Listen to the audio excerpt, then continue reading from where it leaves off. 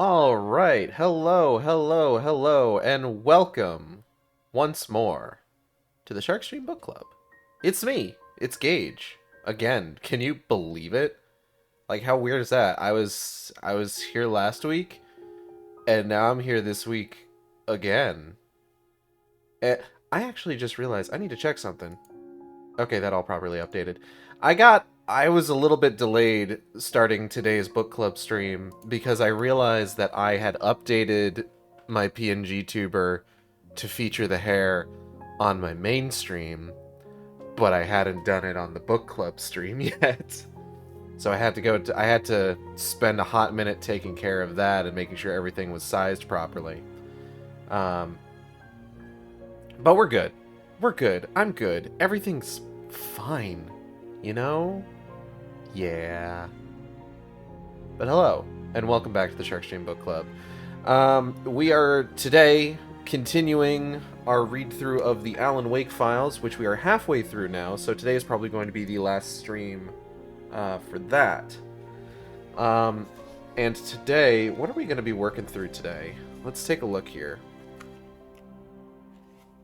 So last week, we covered the preface, Nightingale's field notes, interviews that Nightingale conducted with individuals in and around Bright Falls, and read through a few pages of manuscript. Next up is going to be Alan Wake's fiction. So we have a selection of Alan Wake's written works, specifically a story titled Errand Boy, and then a story titled Return to Sender. We have some non-fiction stuff to get through. A selection of Emil Hartman's book, The Creator's Dilemma, and then Bright Falls, A History. From there, we move on to exhibits, which I believe are mostly like newspaper articles relevant to happenings around the town, especially happenings relevant to the game, the backstory, the characters, things like that. And then we've got the afterword, so at that point we're done. I'm really excited to get into this. As I've said before, I really like the Alan Wake files. I really like when games have sort of like defictionalized media, where it's just like, oh, this is something that is written as if it exists in the world. You know, as I mentioned, this was made like years before Twin Peaks would go on to do the same thing with Secret History of Twin Peaks and the Final Dossier. But also years after they did the same thing with The Secret Diary of Laura Palmer and what's his name? Dale Cooper's autobiography. Both of which are books I really want to get, but like getting a physical copy, because they haven't reprinted Dale Cooper's autobiography, getting a physical copy of it is a fucking investment. Like, I could get a Kindle version, but do I want a Kindle version? You know? I like physical book. I like physical book. Like to hold in hand. Feel spine and cover. Speaking of physical books. Hey Slurt. Hey Slurt to you too, Audrey. How are you doing today? Welcome to the Sharkstream Book Club. Good to see you. What was I fucking talking about? I recently started rereading a manga series that I collected in my youth, and that in the last few years I started like kind of getting the remaining volumes I didn't have. Excel Saga. I'm taking an early lunch break because my next scene has 9 characters in it. How is you? I'm good. I'm's read book. But yeah, I've been reading through it again, and I'm I'm kind of I'm a little surprised like how well some of the humor holds up, and like the art is really good. Like for being, I think, that author's like first long form manga series. Like, you know, he talks about his assistants that worked with him and like how they would help, and it's a really it's been really enjoyable so far. I did reach the volume where my least favorite character is introduced, who goes on to become a really important character in the series. So I'm kind of, I mean, I have to deal with that. But I am 3 volumes out from my favorite character being introduced, so I just have to hold on, and it'll make it all worth it. Um, but yeah, I've been doing pretty good today. Had some food. It's happening. It's happening.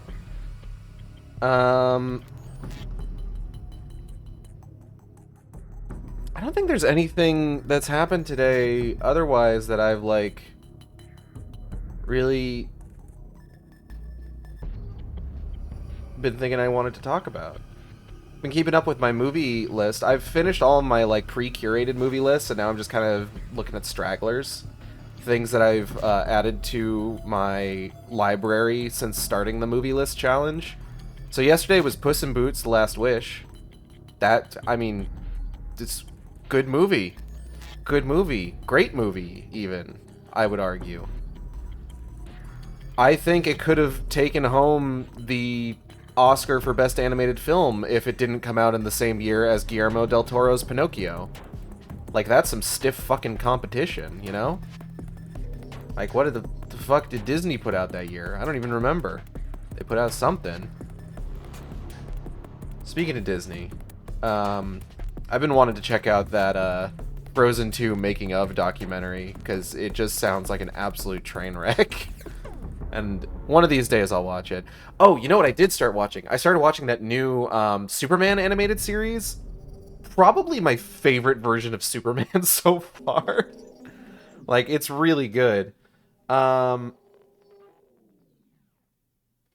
entertainment news, the Screen Actors Guild is is getting ready to go on strike. I think the last thing I heard, they had recommended a strike, like they had voted and recommended striking. I don't know what that says about if they're actually going to strike, but B probably won't watch it with me, but I'm a sucker for the specific flavor of soups. I would say see, I know B is steadfastly anti-Superman, and I respect their position. I don't know. Maybe they'd like it. He's like a dork in this one. He's a goofball. Might be worth giving a try. But yeah, I really enjoyed the first couple episodes. Oh, and the new season of, I say new season, but it's the second half of the first season of Sonic Prime is out today also. Big of arm, strong of heart, dumb of ass. Yeah, basically. So I gotta check out Sonic Prime. I'm hoping there's less of the horrible baby Eggman in it, but who can say? He was in far too much of the first half of the season. But yeah. Not a whole lot to really get in depth on. A lot of stuff happening right now. A lot of kind of exciting stuff happening. I love the Screen Actors Guild announcing that they're potentially gonna be going on strike immediately after some fucking goober ass network executives were just like, yeah, we're just gonna starve out the writer's strike. That'll work. Also, yeah, strikes. I am looking at jobs outside of the industry as a safety measure, but I hope there are good things down the line eventually. Hell yeah. Hell yeah. Hell yeah. But let's go ahead and get into this, because we have some stuff to read today, let me tell you. So, as I mentioned, this section of the book is Alan Wake's fiction.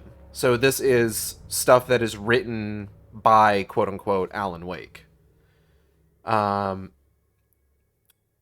just to kind of give you an idea of sort of like the kind of stories that he wrote. Like in universe, he's mainly known for his crime drama, the Alex Casey series. But he cut his teeth writing I don't know if I would say mild horror stuff. He was writing for essentially the in-universe version of Twilight Zone called Night Springs. So like, you know, palatable TV horror. So, Alan Wake's fiction. Alan Wake's fiction ranges from the visceral pulp magazine horror tales of his early career to the engrossing crime thrillers that later brought him international acclaim.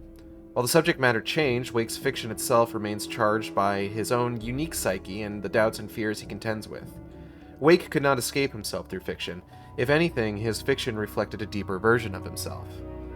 Thus, we see repeated in Wake's universe stories of fractured father-son relationships, accounts of lurking evil, and of the hero's dawning awareness of his predicament. These themes haunt Wake's fiction and give his fans glimpses into the epic forces that shape his emotional and creative life.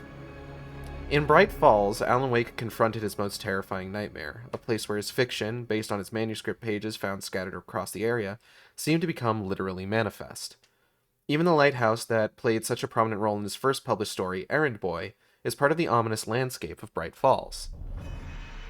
The same dark power that inextricably drew me to this place is the same power that called to Wake, and while my journey nearly destroyed my personal life, the cost of coming to Bright Falls may have been even greater for Wake and his wife. Opposite this page, there is a photo of Alan Wake's cardboard cutout that once stood in the Oh Dear Diner, as we saw in the game.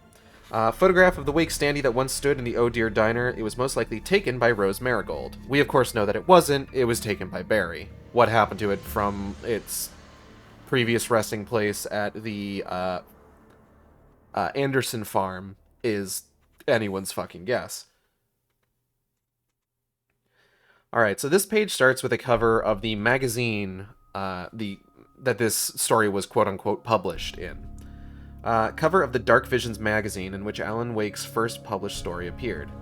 The cover is looking out a window, and there is some kind of horrible creature standing in the window. I wonder if I'm worried about like trying to open anything right now, but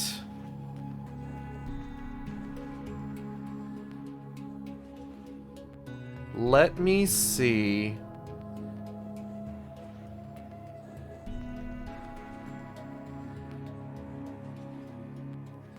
Do I have access to any of like the Alan Wake special edition stuff right now?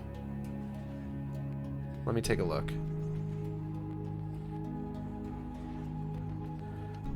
Because I have digital versions of all this stuff that I have access to, but I don't think I have any of them ready to go right now. But like, there is a horrible creature here, believe you me. Do demons walk among us? Post-mortem photography, beyond the veil of death. Yeah, like Fatal Frame. Tribute to Clive Barker. New Tales of Terror by Eli Bowen, Karen Lamb, R. Egger, Vivian Atlas, Daniel Roth, featuring Errand Boy by Alan Wake. Errand Boy by Alan Wake. Alan Wake's first published story, Errand Boy, a long out-of-print horror tale, was written when Wake was only 18, and previously available only in dog-eared copies of Dark Visions magazine. Clearly, Wake was concerned with the same battle between good and evil that he would explore in his more popular crime fiction. Hard to drive with a fist gripping your heart, squeezing tighter with every passing mile, every minute getting him closer to the father he had never met. Daniel managed it. He always did. You tough it out, put pedal to the metal, and never look back. Aunt Hannah, the woman who had raised him when his mother died, would have said to ignore the letter, to let sleeping dogs lie, Danny. But she was broiling in a senior community in Arizona, and besides, how do you ignore a last chance? Dear Daniel, I hope you are well. I am not. Not sure how you will respond to this request, but I am very near death and wanted to see you once before the end. You are 18 now, and yes, I was aware of your birthday last week. A grown man, as it were, and I am hoping you can forgive me my many sins of omission. I have things to tell you about your family history that might make the journey to plunder worthwhile. If you choose to cast this letter aside, know at least that I have often thought of you and your mother, and never without a deep sense of longing and regret. Your loving father, Willem Carey. So here he was, bouncing down the back roads along the North Carolina coast, completely off the grid, nothing on either side but dense pine. Jesus Christ. Music startled me. Nothing on either side but dense pine forest, and nothing up ahead but the edge of the world. If it hadn't been for the hand-drawn map that his father had included in the letter, Daniel probably never would have even known where Plunder was. God probably didn't know where Plunder was. Daniel still wasn't sure what he was going to do when he finally faced his father. Hug him or drop-kick him straight through death's wide-open door. Daniel steered the old Ford pickup along the narrow, rutted road with one hand, searching in vain for a radio station with the other. The late afternoon sun streaked through the gnarly trees that overhung the road and cast twisted shadows across the asphalt. He hadn't seen another car in over half an hour. Something darted out of the woods. He slammed on the brakes too late, felt something crunch under the tires. He pulled over to the side of the road, got out. A huge squirrel writhed in the middle of the road, legs twitching. No, it wasn't a squirrel. It was a weasel or a gopher, maybe. Whatever it was unrecognizable now, just a mass of black fur with pink guts pouring out one side, entrails steaming in the cool air. Daniel found a large stone by the side of the road, hefted it with both hands, and walked over to the poor thing. You clean up your mess. That was what his aunt always said. You clean up after yourself. You make the hard choices. The animal glared at him, the hate in its eyes like hot pokers. I almost read that as hot pockets, but in the last moment, I managed to see that it did in fact say pokers. Its eyes were not in fact like hot pockets. The guts spilling out of it, perhaps. None of this is included in the text. I am just fucking talking about absolutely goddamn nothing at this point. Where was I? His eyes like hot pokers. A bubble of blood formed on its lips as it thrashed on the road, flat yellow teeth bared. Hello, Brackanthus79. Thank you for the compliment on the haircut. It was provided to me by my good friends Audrey and B of Team Catpole, who, of course, did the rest of the model as well. Go check them out. Team Catpole, everywhere. Twitter, Twitch, YouTube, Tumblr, co-host? Question mark? They do good stuff. Commission them. They have a commission form. Use it. Don't email them. They'll email you. Don't DM them, and if you do, don't be weird. Don't be weird to my friends. Where was I? Book. Daniel lifted the rock and dropped it down on the creature, crushing its skull. It shrieked, actually seemed to lunge at him before dying. He scooted the crushed body into the underbrush with a dead branch, wiped his hands on his pants. He was almost back to the car when he looked around, realized that the woods had grown silent. Not a bird call. Not the rustle of leaves from the wind. Not even the buzzing of insects. Total silence. He walked slowly to the car, but once inside, he peeled rubber. Big mistake not to top off the tank an hour ago when he passed the Chevron station. The needle on the gauge is barely a quarter full now. Have to fill up in plunder, which better be coming up soon, he thought. He had imagined this would be a simple day trip. Leave early from his dorm on the other side of the state, meet Willem Carey, and listen to his sad excuses. I love that part of Alan Wake when he said, "It's waking time," before proceeding to wake everyone up. That scene went hard. You're correct. That was a good scene. Everyone was so eepy, but he was just like, no more. Meet Willem Carey and listen to his sad excuses. Maybe Willem wanted to teach him how to throw a curveball or tie a fishing lure before he died. Maybe give him some fatherly advice about women or a family album filled with strangers. It didn't matter what Willem Carey was offering. Daniel wasn't accepting anything from him. Too late now. 18 years too late. So why are you doing this, Daniel? Hard to pass up the chance to meet the man he had loved and hated and missed ever since he could remember. That's why. He pressed down on the accelerator, the truck racing forward, not sure if he was running away from ghosts or running toward them. It was almost dark when Daniel finally broke out of the trees and saw what passed for a town. Had to be plunder, since the road dead-ended just past two small buildings, a one-pump gas station and a weathered clapboard structure with Maritime Cafe painted on the side, letters dripping. A few derelict fishing boats bobbed listlessly in the harbor, a dozen shacks perched on the rocky hills nearby, looking like they were about to tumble down the slope. He cursed softly as he spotted the closed sign in the window of the gas station. Daniel parked in front of the cafe, saw an old man hunched on a stool inside, a woman behind the counter. They stared at him as he got out of the car, tracked him as he walked inside. I gotta make a gross noise real quick, 1 second. Oh, God. Alright, I'm good. Hi, Daniel said to the gray-haired woman behind the counter, a middle-aged wad of dough and a dirty apron and hairnet.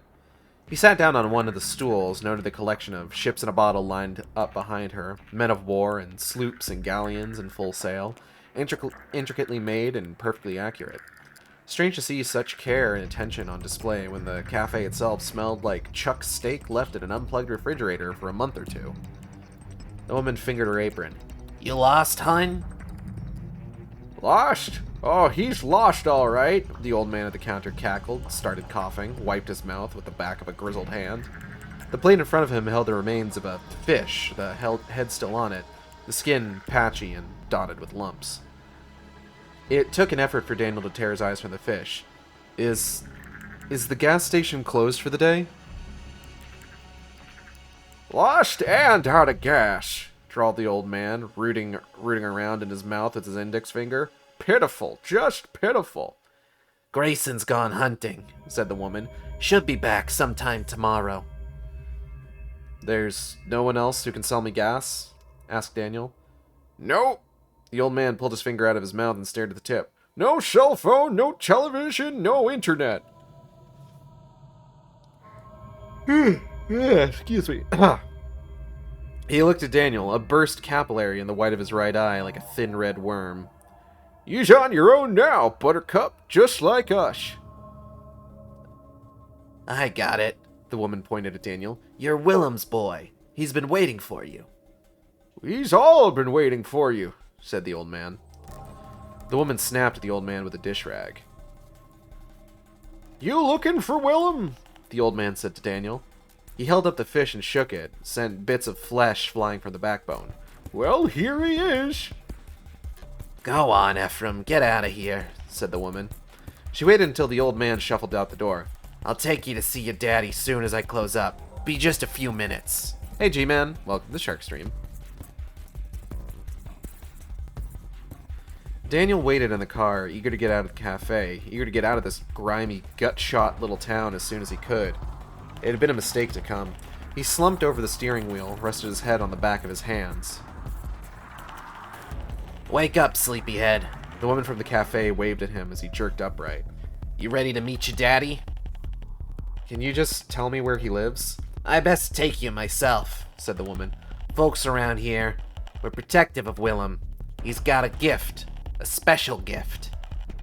"I understand that he's sick." "Well, Willem's been sick before, but he always gets over it." The woman spat on the street. "Leave your automobile. We'll take a shortcut," she said, trudging up a nearly invisible path leading towards the water. 10 minutes later, they crested a ridge in the darkness, saw a dirty white lighthouse perched on a rocky promontory?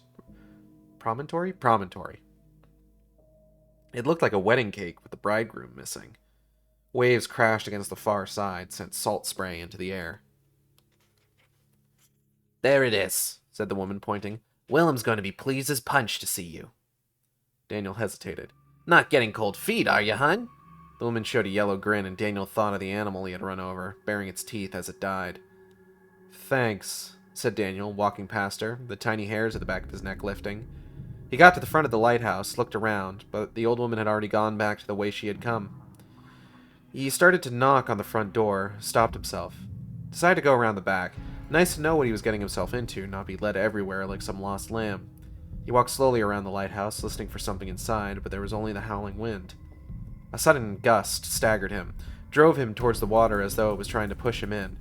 He glanced down, unsure what exactly he was seeing under the waves, not believing it. Cars. What looked like 3 or 4 became 6, then 8, then a dozen cars at least.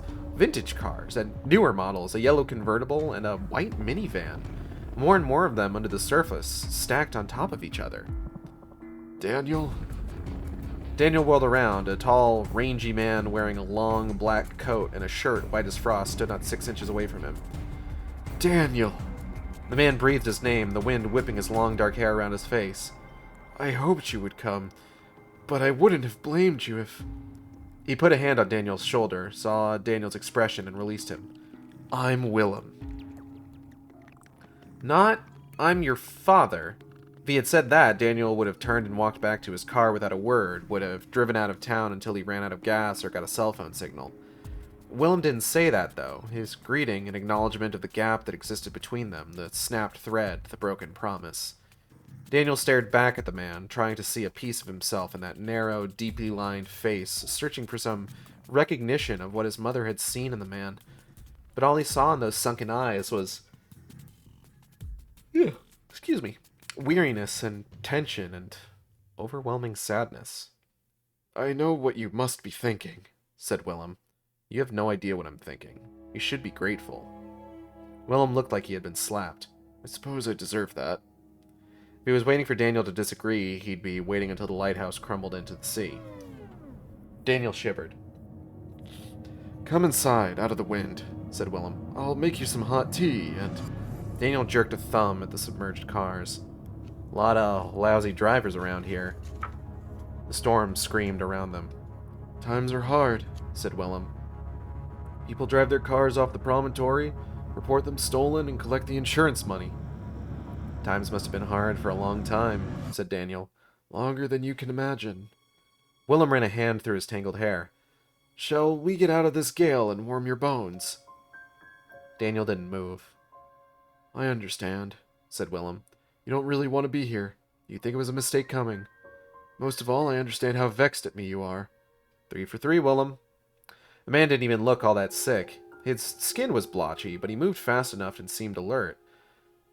The whole thing about dying was probably a scam to get Daniel out here and ask him for a handout. You've journeyed a long way to see me, said Willem, and I know it wasn't pity that drove you, but curiosity. I was the same way once. Well, here's your chance to learn some things. His long face split into a smile. Besides, it's easy enough to leave whenever you like. Daniel turned away, feeling as though he were trapped in one of the cars below, driving down into the darkness, where nameless things scuttled across the ocean floor. When Willem abruptly started toward the door of the lighthouse, Daniel hurried after him. Willem held the door open for him. It had been thick and solid at one time, a true bulwark against the raging weather that buffeted the lighthouse, but the wood was spongy with age now, worm-ridden from time and tide. Willem had to use his shoulder to close it afterwards, didn't even bother throwing the heavy bolt. The landing was damp and dimly lit, gray slate floor deeply worn. Another, smaller door was set into the wall under the staircase, probably leading to some underground storeroom. Ah! Jason, thank you for the follow. Welcome to the Sharkstream Book Club. Hope you have a good time. It startled me. Goodness. Wow,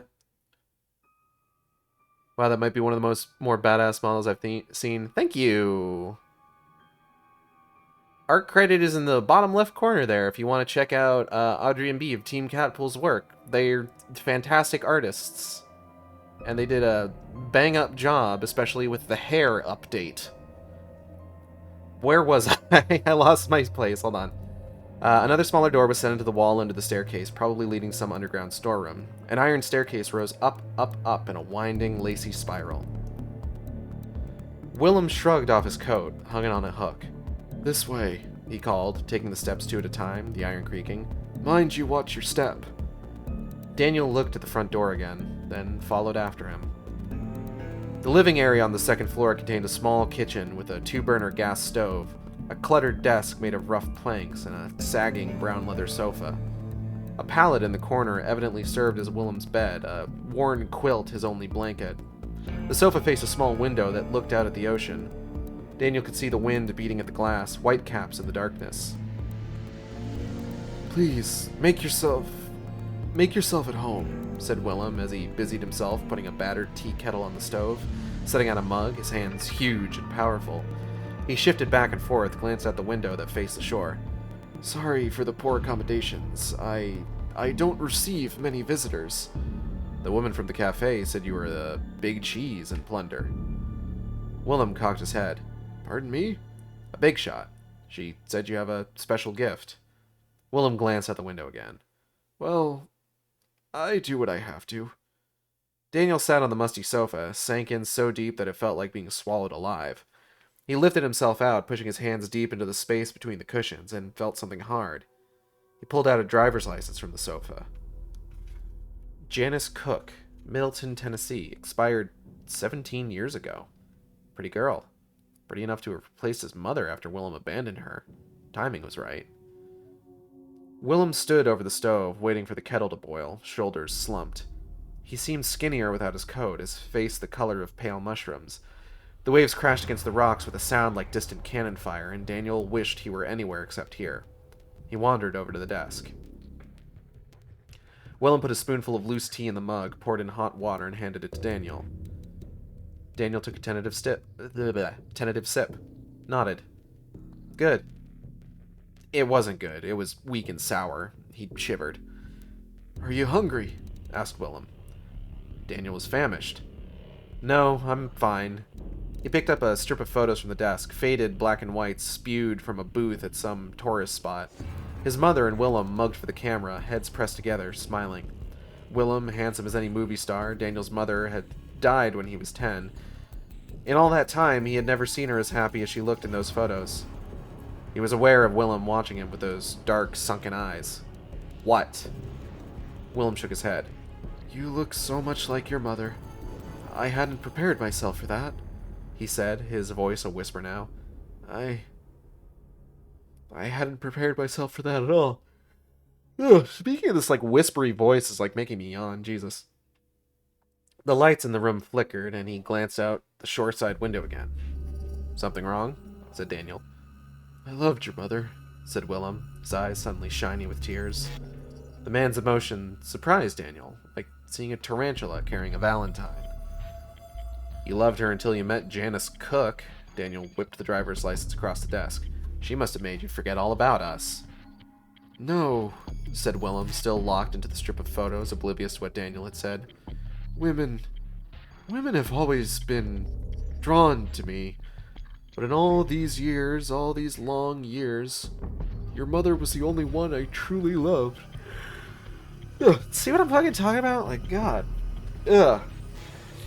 And I'm trying to, save my energy drinks for, my afternoon stream so that I'm not, doubling up over the course of a day, because, that's just a recipe for disaster. Yeah, well, it did her a lot of good.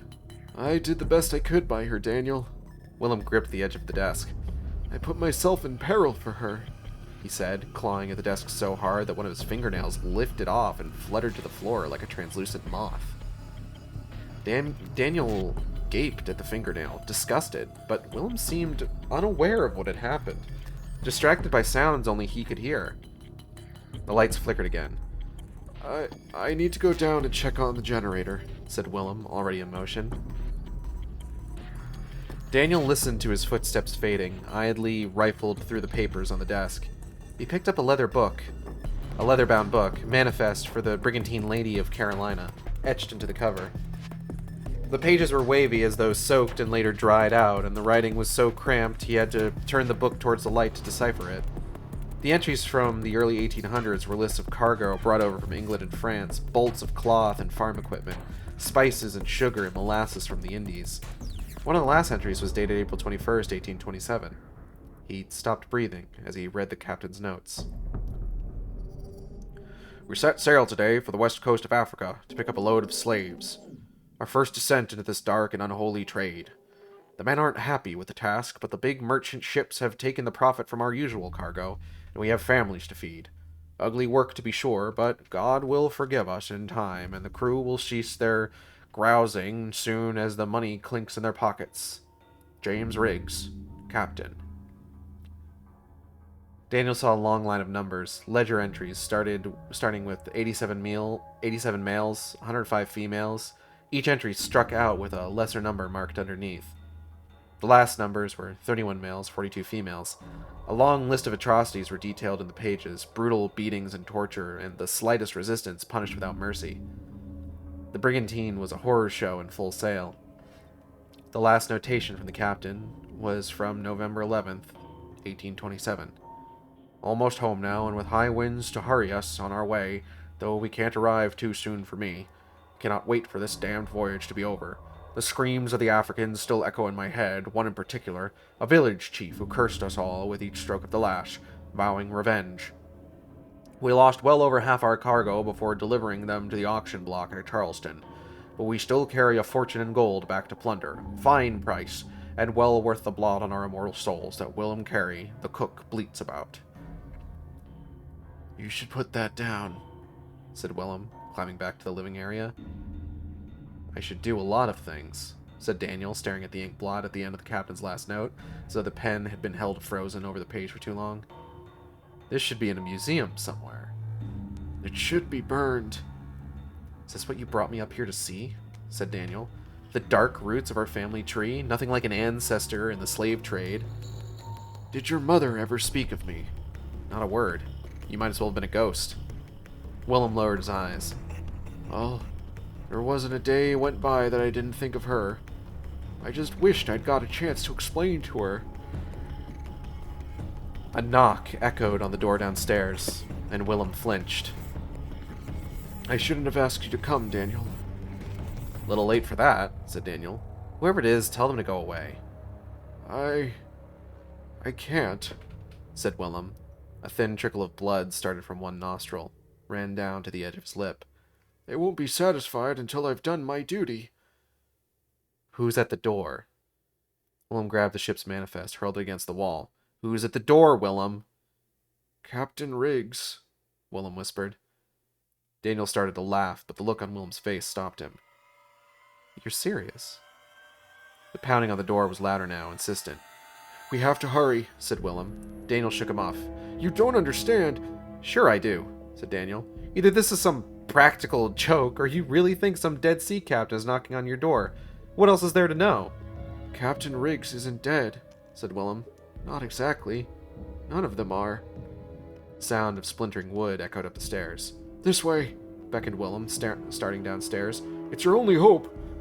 Daniel ran down the stairs and found Willem pressing his back against the front door, which was groaning under assault from outside. Daniel joined him at the door, did what he could to keep it closed. Fortunately, when Willem had gone to check the generator, he must have locked the door and thrown the bolt. It still might not be enough. "The Lady of Carolina went down in a storm just off the coast of Plunder," said Willem, straining against the door. "Waves so high they snapped the masts like twigs. All hands lost, all of us drowned and washed up later that week, bellies bloated." "Open up, Willem Carey! That's an order!" Daniel felt the blows against the door beating through his body. "So, those are ghosts trying to get inside?" "Not ghosts, Daniel." Blood flowed from both of Willem's nostrils now, a stream of red like a handlebar mustache. "Ghosts can't hurt you. Ghosts don't want anything you have." "So what are they?" Daniel shuddered as a section of the door split away, his feet slipping as he tried to brace his back against the wood. "The village chief cursed us for our cruelty," said Willem, his voice different now, deeper and with an accent that hadn't been heard in 200 years. "We called the Africans cannibals, but they weren't. The chief taught us a lesson, showed us who the true cannibals were. He damned us to a wretched existence, midway between life and death, our monstrous ravening evil on full display." A section of the door burst apart in a spray of rotting wood, and a hand reached through, clutching at them. A hand, more a talon, the skin leprous and papery, the nails black and crusted, and the stink that seeped through the hole in the door. "Stand down, William Carey, and let us in!" "Not you, Willem," said Daniel, squirming to stay away from that grasping hand from the other side. "You weren't cursed. The manifest said—" The bolt holding the door in place groaned from the combined weight from the other side. "I was the best of a scurvy lot, but that didn't make me a choir boy," said Willem. A patch of hair fell from his scalp. "The rest of them are bound to this small area around the lighthouse, but me—" The bolts started to tear from the doorframe. "Me, I had the freedom to roam, freedom to find what we needed," said Willem. The hand reaching through the hole in the door clawed at his arm, peeling away the flesh in strips, his white shirt soaked with blood now. "My gift." He spat onto the floor. "I was an errand boy, sent to fetch and carry for the captain and crew, which made me as bad as any of them. Worse, even." His eyes were wide. "Plunder was ripe for the plucking, but time goes by and soon there's less and less to choose from. Has to be maidens... excuse me. Has to be maidens fair to sustain the beast that we had become. Young ones ripe with promise, fresh meat through and through." Daniel thought of the driver's license he had found, thought of Janice Cook, and thought of all the other cars piled up in the dark, deep water outside. Young ones, ripe with promise, brought back here by the handsome man Daniel had seen in the photo strip, the charming man kissing his mother. "The townspeople tolerated this?" said Daniel. "They had to know. Stacks of $100 gold pieces make folks forget their souls, lad." Willem lowered his eyes. "Sure as blazes made the captain and the rest of us forget ours." The front door splintered, half torn from the frame. "You've seen the people hereabouts, lad," said Willem. "They're more dead than alive, sucked clean." His feet started to skid across the floor, unable to hold back the creatures on the other side. "I had to roam farther and farther afield to bring back what we fed upon." The door shuddered. We can't hold them," cried Daniel. "Aye," said Willem. "There's a way out yet. The other door, the one under the stairs, leads to a tunnel that goes direct to the mainland. It's supposed to be used at high tide when the lighthouse is cut off from land." Another chunk of the door burst in, and through the gap Daniel glimpsed a nightmare. Grotesque faces, puffed up, drowned men with bulging eyes and rotting teeth, faces that could never have been human. "Now!" Willem carried Daniel along, pushing him into the emergency exit, and slammed the door. He flipped on a dim electric light, their faces shadowed in the narrow stone corridor. Moments later, the inner door was under attack. "Go on, lad. I'll hold them back long enough for you to get to the other side," said Willem. "Run to your car and don't look back." "Come with me," said Daniel. Willem shook his head as the door bowed in. "Come with me," said Daniel. "I loved your mother," said Willem, eyes half closed with the memory. "Loved her too much to do my duty. There was a price to letting her go, though." He looked at Daniel. "You were the price." Daniel pulled away. "First moon after your 18th year, that would be your time. I promised Captain Riggs I'd deliver you like a fresh spring lamb." Daniel backed down the corridor. "That's it! Go!" said Willem. "Run!" Daniel hesitated. "I would have gone ahead with it too," said Willem, voice rising. "So don't you dare consider me anything better than I am. I would have offered you up on a silver platter and ate my fill just like the rest of them. But then I saw you. And I saw your mother. Saw her right there in front of me, just as clear as the moment I met her." He shook his head. "No way I could allow the crew to have you. No way in Hades." The door groaned, hinges yielding as a chorus of howls rose from the other side, louder and louder, ravenous. "It's over, Daniel. The captain and the crew, we're falling apart now. All of us." Willem looked straight at him. "Get out of here, you fool!" Daniel ran down the tunnel, splashing through the moisture puddled on the stone floor. His head bent forward so as to not crack his head on the low ceiling. Just as he reached the opening at the other end, he heard a scream and looked back. In the flickering light, he saw Willem wrestling with a dozen of them. Zombies, cannibals, slavers, whatever monstrous term fit them he didn't know, but there was blood and brains everywhere as Willem beat them back, using the narrow doorway to his own advantage. There were too many of them, though, desperate with hunger, and he gave ground with every passing second. Daniel saw one of the slavers tear into Willem's leg with his teeth, heard Willem howl as ferociously as any of them, his face contorted, hair falling out in clumps as he ripped and tore at them. "Dad!" Daniel hadn't intended to say it, would have never believed himself capable of saying it, but as the word echoed down the corridor, Willem looked back at him. It was dark, barely enough night light to see anything at that distance. But Daniel thought he saw Willem straighten, nod his head in acknowledgement. And then he was lost under the undead swarm, lost in a tumble of rotting flesh and bones bursting through parchment skin. Daniel ran out the end of the tunnel, ran up the hill, and didn't look back. 30 miles outside of Plunder, a long way from the highway, Daniel's car finally ran out of gas. He listened to the engine gasp and die, the silence of the night rolling in like fog, just him alone with the stars now. He tried his cell phone. Still no signal. He sat there for a few minutes, got out, and started walking.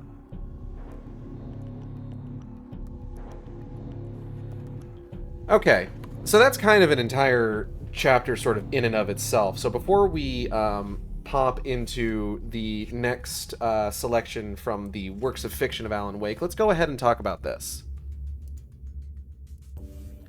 So, Errand Boy. Errand Boy is probably a pretty good example of one of my favorite tropes in fiction. Especially like horror fiction. Hold on, I gotta move shit off my fucking keyboard here. 1 second.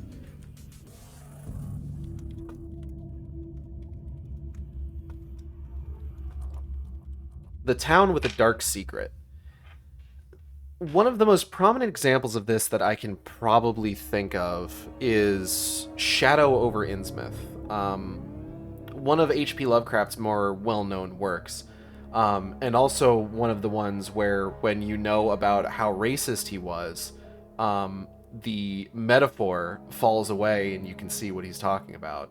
Not that it's difficult. He is very much racist very early on in that book. But anyway, other notable examples I can think of, there's a number of story arcs in Berserk, most notably once they are on the boat and they get to the island of the sea god. It's very much a similar kind of vibe where it's just like, here's this town, something seems off about it, and then there's just like this horrible secret that they're hiding, right?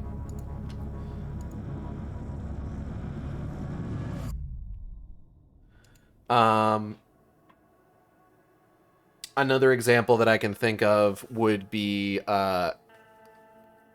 just off the top of my head, Trevor and Sypha's storyline in Season 3 of Castlevania is a very sort of classic town with a dark secret kind of story. And also, probably my favorite storyline outside of Isaac's in that season.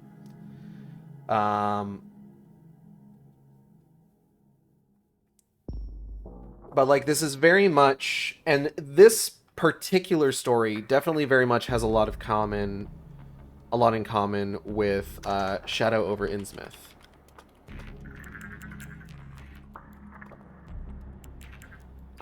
In particular, let's kind of run through this. So, I don't know if it specifies like what region this takes place in. It's definitely East Coast, but I don't know if it mentions the state.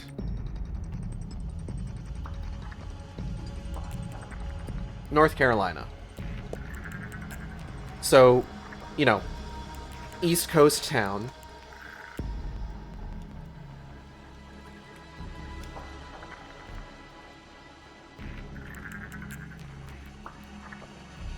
Mostly abandoned.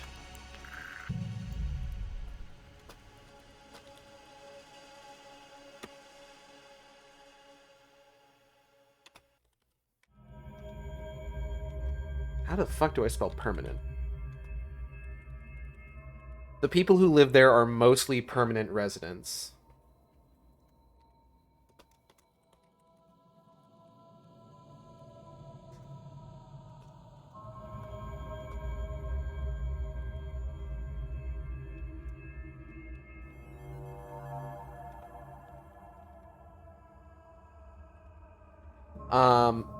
The townsfolk are cursed in one way or the other. In this, it is very much a malicious curse.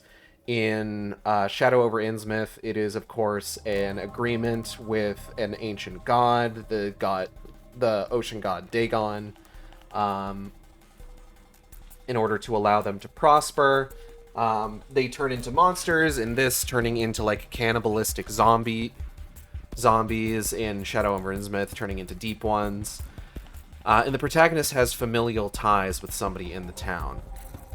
In the case of Shadow over Innsmouth, you don't really find that out until like the end of the story, when the protagonist realizes that he is a descendant of one of the older families of Innsmouth. In this one, of course, we know that the protagonist is like right away going to visit his father. Now, what's most notable here is the presence of the lighthouse.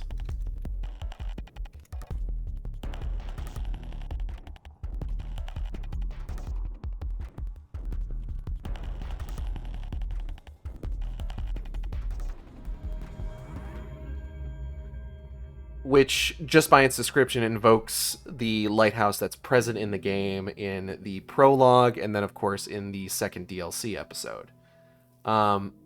With the implication being, according to Clay Stewart, that the lighthouse in the story beget the lighthouse of Bright Falls, or vice versa, depending on how you want to sort of like think about how exactly the extent that Alan's writing over the course of the game affects reality. Like, is it a retroactive thing? Is he pulling from like real life things? Is he pulling from previous works and these things are being conjured into existence wholesale? Hard to say. But what's most notable, and what's something that Clay Stewart does bring up, is how much the writing of Alan Wake kind of reflects him as a person.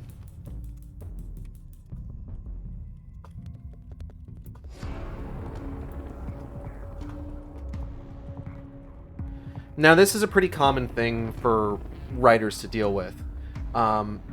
Whenever you write something, whenever you really, really write something that you're like super into, a part of you is going to make its way onto the page regardless. I have certain interests, certain parts of my personality that whenever I'm writing a character or coming up with a character or coming up with a story, will, one way or another, make its way into the story itself. You know, I have characters that are really fascinated by like puzzles and stuff like that, and really interested in like puzzle solving. I tend to inadvertently write my characters with some degree of like ADHD style impulsiveness, that sort of thing.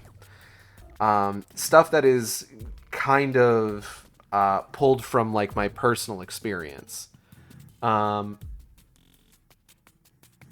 And in Alan Wake's case, like, you see the same sort of like even like reflecting what he would go on to write over the course of like, you know, departure and stuff like that within Alan Wake. It's the same sort of stuff, the same sort of like very clear delineation of good versus evil. The zombies in this aren't just unfortunate individuals who are caught up in something that couldn't have been avoided. They are slave traders. Reluctant slave traders, but slave traders nonetheless.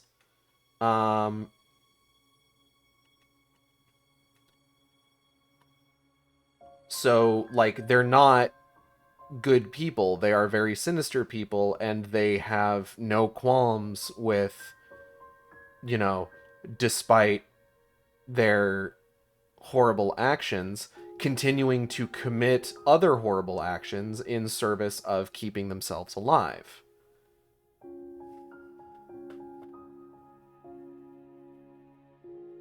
And then, you know, in the games, it's mentioned that Alan's father left his mother when he was a very young child, and so he never really knew his father. So here he is, writing stories about,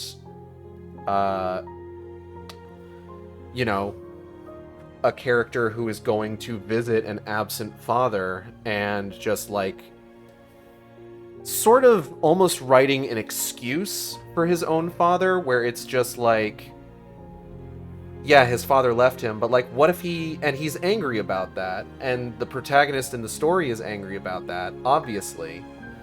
But like, what if he had a good reason for leaving? What if, like, it wasn't the sort of like selfish desires that he like anticipates it being? What if your father left your mother because he was an errand boy for a immortal group of cannibalistic zombies sent off to find new food for them, and it turns out that he actually fell in love with your mother? What if that happened? What if that's why your father left you all those years ago, huh? Bet you didn't think about that. But yeah, it's an interesting story. Like I said, it's probably one of my favorite tropes in horror media. Like I said, the town with a dark secret. And it's an interesting thing to see, because like, as I mentioned, Alan cuts his teeth in canon on detective fiction, which, realistically speaking, the fact, like, prior to revelations for like Control and Alan Wake 2, where like Alex Casey is about to become like a proper character within the canon, the story present, the written work that Alan is famous for could have been anything in the game.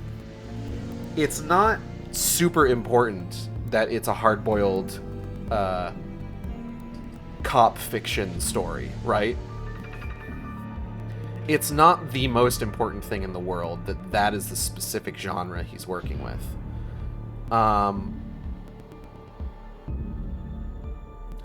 But it is important to establish, given that the story that he is writing over the course of Alan Wake is very much influenced by like Twin Peaks and Stephen King, it is important, of course, that he has some degree of like horror chops, which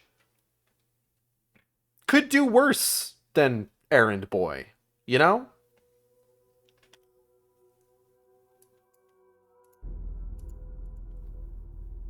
Now, the next selection from Alan Wake's fictional works is actually an excerpt from one of the Alex Casey books, Return to Sender.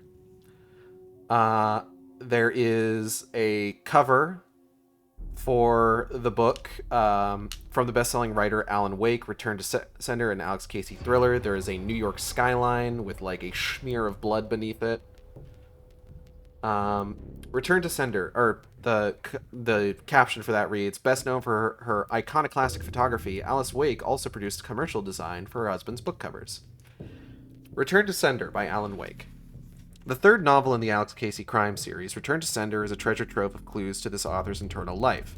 In this first chapter, Casey's survival is in question, and he must directly challenge the evil that threatens him. Wish fulfillment on Wake's part, or a strategy for confronting his own personal monsters? Now, before we get into this, it is very, very notable that this is listed as that the book that we are reading is the third book in the Alex Casey series. And the reason for that is because Alex Casey is meant to be a stand-in for Max Payne within the world of Alan Wake, within the greater Remedy verse, right? So, in a sense, you could probably think, well, what were the first two Alex Casey books about? They were probably something along the lines of the first two Max Payne games. And of course, we did get a third Max Payne game without Remedy's involvement. So you could probably guess that this is likely something that was kind of supposed to be, oh, if they had made a third Max Payne, it would have been a little bit more like this. If Anton the Fat Man Dubovik had ever earned a Boy Scout merit badge in fire prevention, I wouldn't be in this mess. If the two sluggos with the fat man weren't scared to death of him, one of them might mention that spraying high-octane gasoline around a garage could have unpleasant consequences for all concerned. Everett Krieger, the sage of Wall Street, is screaming loud and clear about the fire hazard, but since Krieger is currently trussed up and the object of that high-octane drenching, his opinion isn't given much weight by the fat man. One spark, one gunshot, and the whole place goes up like a napalm strike. Not that any of this would mean shit to me, except I'm currently hiding under Krieger's candy apple red Ferrari Testarossa, which has about 7 inches of road clearance, and the gasoline that fat man is hosing down Krieger with is sluicing across the concrete floor of the garage and soaking me down to my boxers. "You must understand, Mr. Krieger," said the fat man. "I am not a nice person."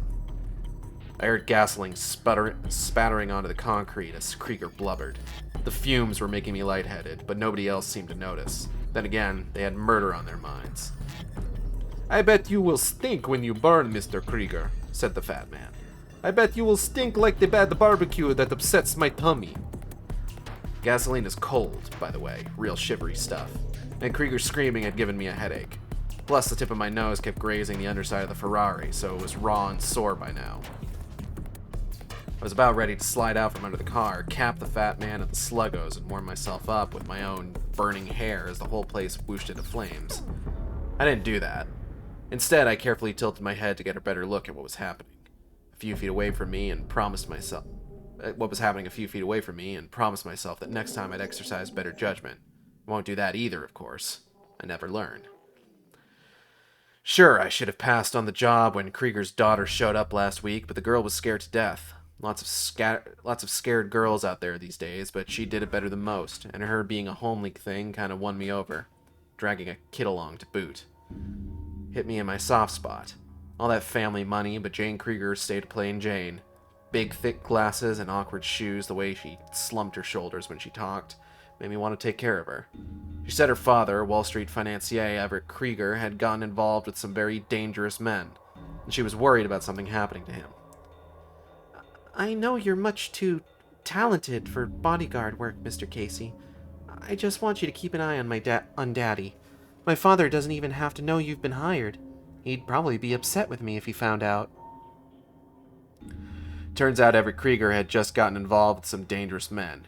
He'd ripped off the fat man, a sweaty psychopath linked to the Russian mob. Anyone who thinks that fat men are jolly has never met Anton Dubovik. The last thing that cracked the fat man up, really gave him a case of the giggles, was that recording of the 911 call from a woman who had been carjacked in Texas. You've heard it, haven't you? Woman knows she's on her way to a real horror show, but she manages a cell phone call from the trunk of her car, connects to a 911 operator who's got the hiccups.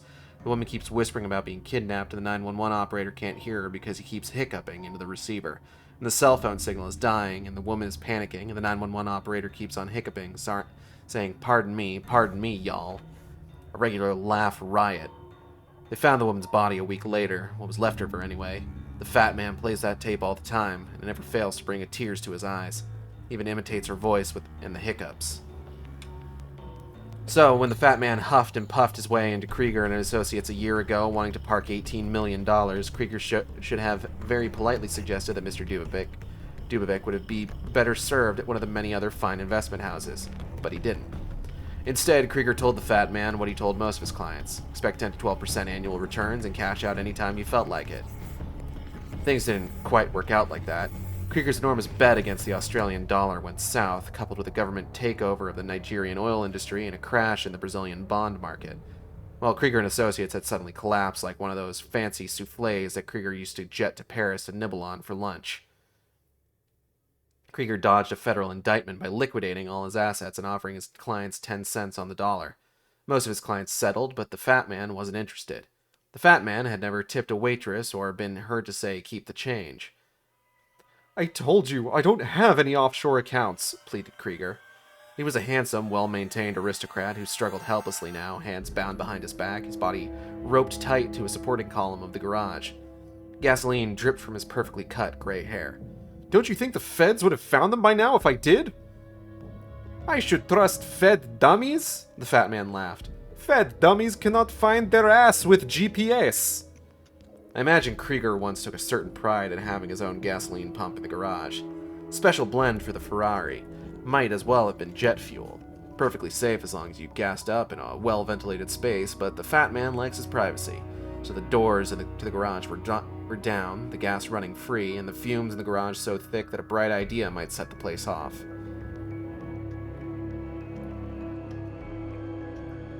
From my vantage spot under the car, I could see Krieger's charcoal gray trousers and his socks, cashmere socks with tiny clocks on them. Probably cost $200 a pair, but what do you expect? Made from the downy wool scraped off the balls of mountain goats in Tibet. Fat man doesn't wear socks, just slips his 14 Triple D Tootsies into a pair of blue corduroy bedroom slippers from Target, throws on a bathrobe, and off he goes. Tootsies? Fat dummies did not find this secret estate of yours, yes? Said the fat man. Anton found it, though. So, now you pay me. I can't pay you! Gasoline gushed against Krieger's necktie, splashing his Armani suit in perfect Windsor knot. Gasoline ran from his pants leg as though Krieger had pissed himself. There is no can't, Mr. Krieger, said the fat man. There is only, yes, Anton, here are the numbers to my offshore accounts, and please to forgive me for making you wait, Anton. Fat man had a point. The feds hadn't discovered this 100-acre estate in the rolling hills of upstate New York. It was probably registered some shell company that existed only in a Bahamian corporation's financial footnotes. So give the fat man some credit.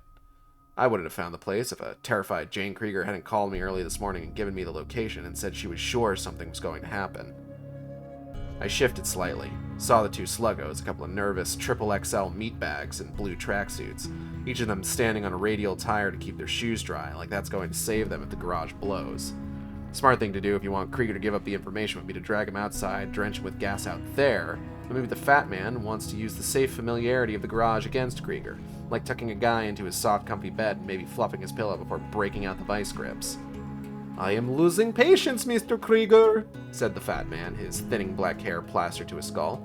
You seem to delight in provoking me. I am an honest businessman, said Krieger, lower lip quivering. The fat man's tiny eyes glowed as he pulled a gold cigarette lighter out of the pocket of his bathrobe. Boss, one of the sluggos said gently, you really don't want to do that. The fat man held the cigarette lighter in front of Krieger's face. I will light you up like birthday candle. Boss, please, said the other sluggo. Krieger goes up, we all go up. He dragged his shoe across the puddled gasoline on the floor. See, boss? Boom. Boom. The fat man nodded, pink jowls jiggling in the glare of the overhead fluorescence. Ah, yes, I understand now. He slipped the lighter back into his bathrobe, pulled out a switchblade. This is safe, yes? He said to Krieger. Won't cause fire. He flicked it open, admired his reflection in the blade, and I found myself wondering if hippos thought they were beautiful too. Krieger swallowed, his Adam's apple bobbing. The fat man carefully slid the blade into Krieger's right nostril. See? He looked at the sluggos, waited for a moment, then ripped the blade through the side of Krieger's nose. See? No boom. Krieger howled, lurched against the ropes. I almost said lunched? Lurched against the ropes that bound him to the pillar, blood pouring from his nose. You will give me the numbers for your offshore accounts. Now, the fat man said to Krieger. Please, stammered Krieger. The fat man slid the blade into Krieger's other nostril. Wait, gasped Krieger. Yes, said the fat man, cupping one ear. Did I hear something? The account numbers, Krieger said, his cut nostril flapping with every breath. The account numbers are encrypted. It can't be cracked. You need me alive. Then alive you stay, good fellow, the fat man said. The fucking shit, goddamn. The fat man slowly, gently removed the blade from Krieger's nostril. Where are the numbers, Mr. Krieger? I was lying right under the edge of the Ferrari's passenger side now, soaked with gasoline. I hoped that Krieger would direct them to the house, his office, any place where they would have to leave him alone, or at least divide their forces while they confirmed his story. They're under the car, whimpered Krieger. The numbers are in a small metal case attached to the underside of the passenger compartment. Great. Just great. I scooted farther back under the car looking for the case. There. A silvery case the size of a cell phone. Are you certain? Said the fat man. I could see the case, clearly. Stainless steel secured with two spring clips, locked solidly in place, but designed for quick removal when needed. If you are stalling for time, I will lose charming good nature, Mr. Krieger, said the fat man. You think I'm stupid? Said Krieger, blood bubbling from his nose. You're not going to kill me. You need me. Anton, get the case. We'll have to go to my office in the city to decrypt the code. I'll transfer the funds to your account tonight. Double your money. The fat man nodded. I believe you, Mr. Krieger. Krieger sagged with relief. No, you are not stupid, said the fat man, looking into his eyes. But I think you are perhaps too trusting of your own uniqueness. He smoothed Krieger's stained white shirt with one hand, then drove the knife into the man's heart with the other.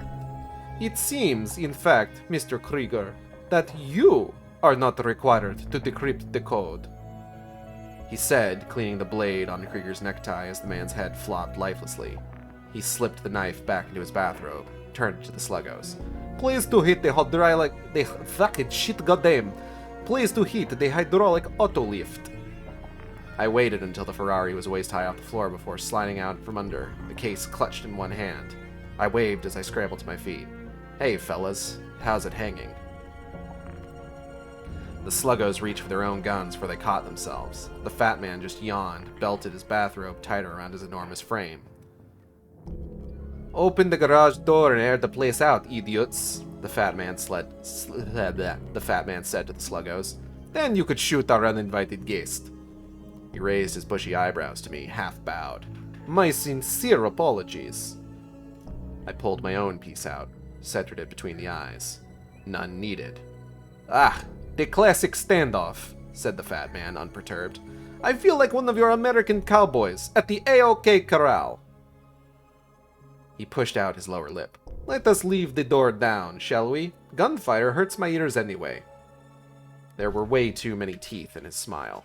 I want to see your face when they break your neck, my dear cowpoke. The sluggos rushed me, but they were slow, clearly used to easy prey. I dodged the first one's attack matador style, helped him along with a push that slammed him face first into a metal tool cabinet. He dropped like a slaughterhouse steer. The other sluggo circled in, but he was cautious now. He sloshed through the gasoline, closer and closer, and I let him, because he was one of those big guys who forgot to keep his chin down. Maybe he never had to worry about it before.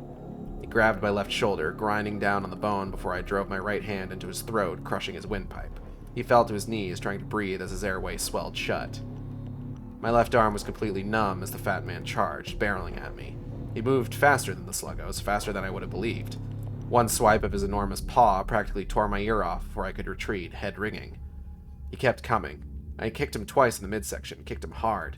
The strike should have shattered a few ribs, maybe even ruptured his spleen, but the fat man was so padded with blubber that he merely grunted, his smile firmly in place. A killer whale in a blue terry cloth bathrobe. The fat man circled in as I backed up. Not leaving so soon, are you? Mocked the fat man. We are just getting to know each other. It's way past my bedtime, I told him. I need my beauty sleep. The case, the fat man snapped his fingers. Give me the case and maybe I will let you go on your way. Give me your address, I'll mail it to you. I fainted high as he rushed me, then pivoted, whipped-kicked his left knee, heard it crunch. He ground his teeth as he collapsed, but didn't utter a sound. He sprawled beside the Ferrari, his bathrobe sopping up gasoline. His smile had returned. I looked down now, saw what was making him so happy. 3 small dots on my shirt. 3 small red dots getting larger. I hadn't even seen him take the switchblade out, and felt myself getting stabbed. Come closer, little one. I'll put a band-aid on your boo-boo, said the fat man. That's okay, I said. The fat man patted the floor beside him. Come on, no hard feelings. You look like a guy who holds a grudge. Me? The fat man wiped an imaginary tear. You have hurt my feelings. Unsteady now, I clutched the case, but it slipped from my grasp, clattered to the floor. I bent to retrieve it, stumbled, and kicked it under the car. I could see it clearly right under the transmission. A pity, said the fat man, eyes on the case. Whatever shall you do now? The red spots on my shirt were getting bigger. You should really sit down before you hurt yourself, said the fat man. I staggered toward the door, legs rubbery, and half fell onto a wooden bench against one wall. Isn't that better? called the fat man, grunting as he bent under the Ferrari, one leg dragging behind him. "You just take a rest while I get the case, and then we can have a long talk." I gave him time.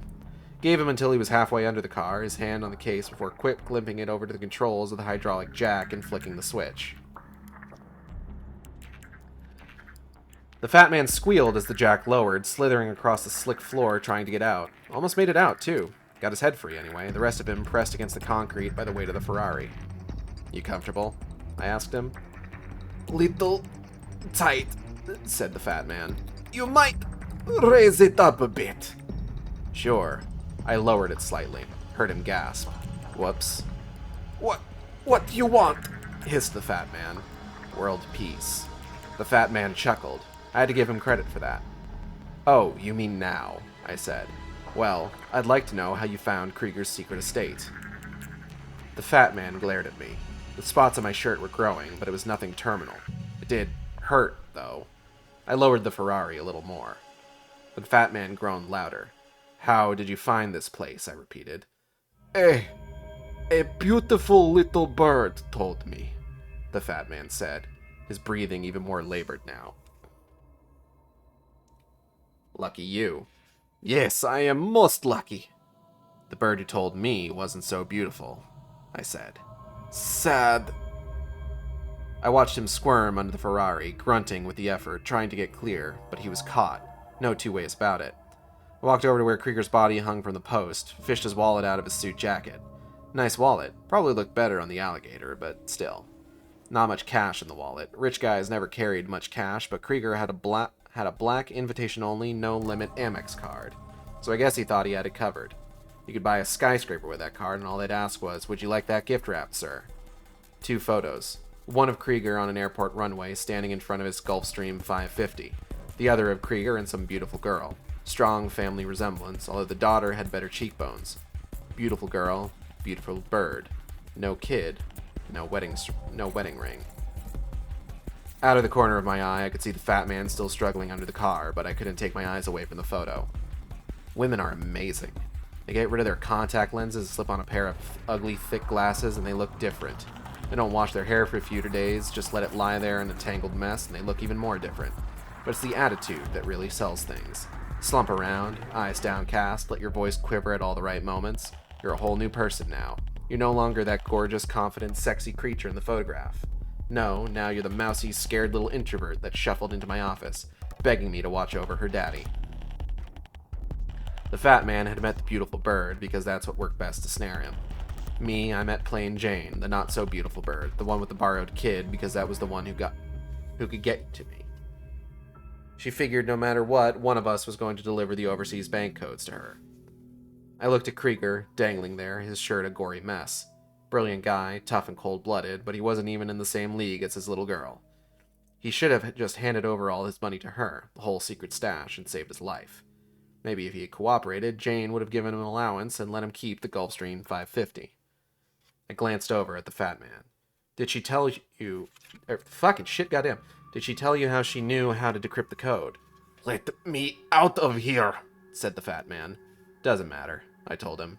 "If she doesn't know how to do it, she's probably already got some other sap on the line who does know how." "I have case, you foolish person," gasped the fat man. "Let me out." "You have the case." I held up the thumb drive I had palmed earlier. "I have what was inside the case." The fat man screamed in rage, flopping around in a pond of gasoline, his neck extending from under the Ferrari like some enraged turtle. "Hey, smart guy." He had somehow managed to get one hand free and was holding the shiny gold cigarette lighter over the pool of gas. "Don't!" The fat man's hand shook. "Come die with me, boy chick." I slammed the hydraulics just as he flicked the lighter, the Ferrari crashing down on him before the gas could ignite, squashing the fat man with a loud, moist pop. Blood mingled with the gasoline, sent rainbows swirling across the floor. I had to turn away. I dabbed at the spots on my shirt with my fingertips. Didn't feel so good, but I felt better than the fat man. The fat man's organization was going to be coming after me. Not like they would be crying in their vodka over what had happened to him, but still, they couldn't allow some freelancer like me to step on the big boss man. That's okay. Nothing like people wanting to kill you to make you appreciate a slow sunrise, a fast car, or a fresh cup of coffee. The Fat Man's organization was the least of my problems. Least of my problems, though. It was Jane that I was worried about. I slipped the thumb drive into my pocket and started for the door, wincing with every step. The coded bank numbers weren't going to do me any good, but they were going to bring Jane running. Her or the next guy she had lined up to play fetch. Didn't matter. I opened the door, stepped out into the cool night air, and kept walking. Yeah, I might be looking over my shoulder, but Jane better keep an eye on her rearview mirror, too. Plain Jane or Beautiful Jane, whichever one I met next. She's going to find out who her new daddy is.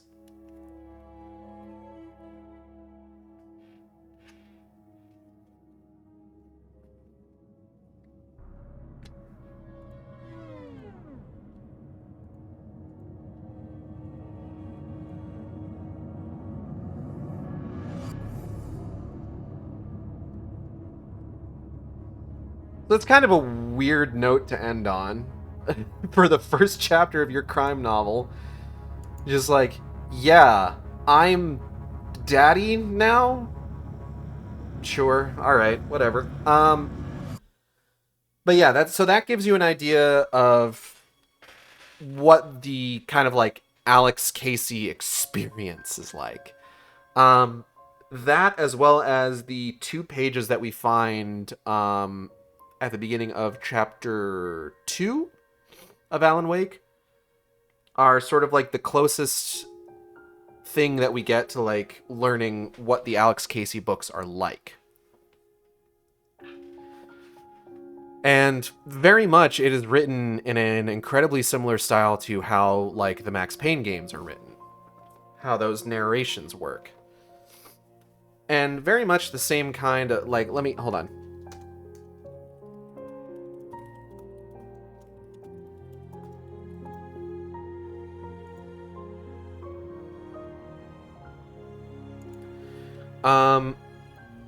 You can definitely see the Max Payne DNA, like with... I'm assuming this was probably written by Sam Lake, who does a lot of the writing for the Remedy games. Or at the very least, he was involved in it. But you can definitely see, like, the similarities between, like, how Alan Wake 1 and 2 were written in terms of, like, the narration from the main character, the way people talked, the kind of story it is, the kind of, like, shit that happens in it. And Alex Casey, of course.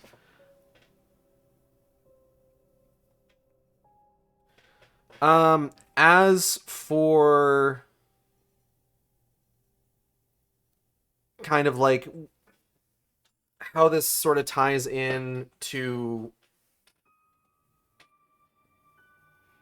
Alan Wake as a character,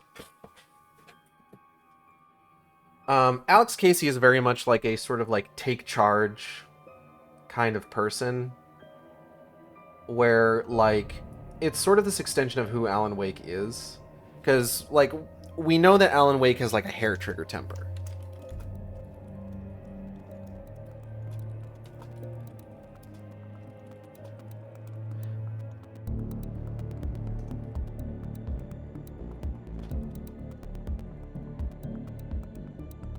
A temper which has, in the past, gotten him into trouble. You know, for, like, beating the shit out of paparazzi and stuff like that. Alex Casey definitely seems like the kind of person who... It's kind of this idea of, like... Part of Alan's issue with his temper is that he doesn't have a good outlet for his temper, really. And while Alex Casey's, like, whole thing is not healthy, he doesn't have healthy coping mechanisms for the shit that he deals with. It's definitely this idea of, like, wishing... It's kind of a wish fulfillment thing, where it's just like, this is Alan Wake basically being like, I wish I had something reasonable I could take out all of my anger on, like possibly the mafia, the Russian mob, you know, like that sort of thing. There's also less of a clear delineation between good and evil in this. Alex Casey does some pretty monstrous things and is pretty ambivalent towards the suffering of certain individuals. Um, you have like the Russian mobsters and like the daughter manipulating things behind the scenes. But then of course, you've also got Alex Casey who tortures one of the mobsters to get information out of him and then murders him.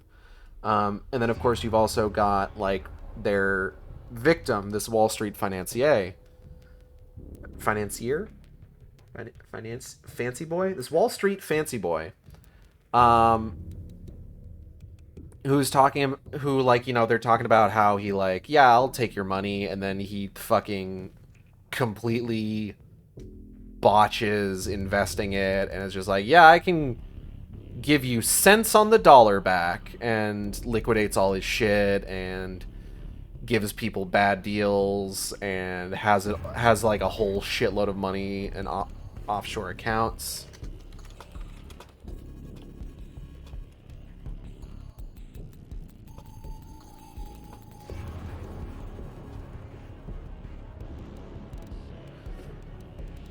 But still very much like a victim within the context of the story, where it's just like, okay, he's tortured and then murdered by the mob. His daughter is manipulating things behind the scenes, stuff like that. Um, but yeah, it's interesting. Like I said, with a lot of the Alex Casey stuff, it's just like, is this what Max Payne would have been had the series continued under Remedy's stewardship, as opposed to what we got? Now, I don't want to like make that sound like I'm dunking on the version of Max Payne 3 that we did get. Truth be told, I haven't finished Max Payne 3. But like from what I remember of it, it's not a bad game, you know? But it's not Remedy's Max Payne 3. It's Rockstar's Max Payne 3.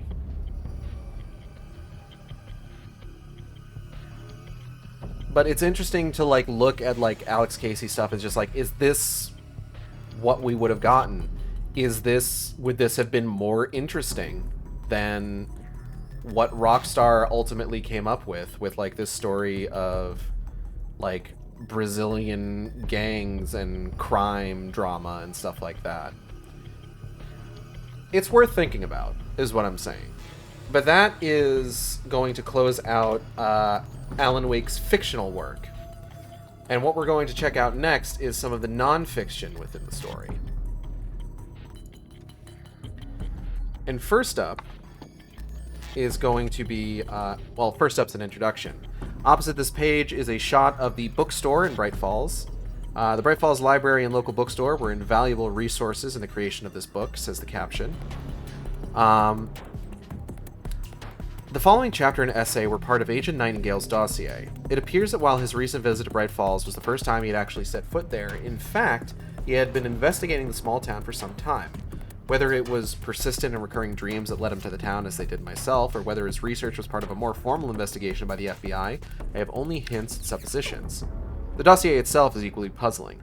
One can only surmise Nightingale's rationale for including an account of the treatment options at a Bright Falls clinic specializing in the care of artists, and a litany of bizarre local events dating back more than 100 years. What I do know was that Nightingale's dossier was not a capricious collection of unrelated data, but the work of a trained law officer.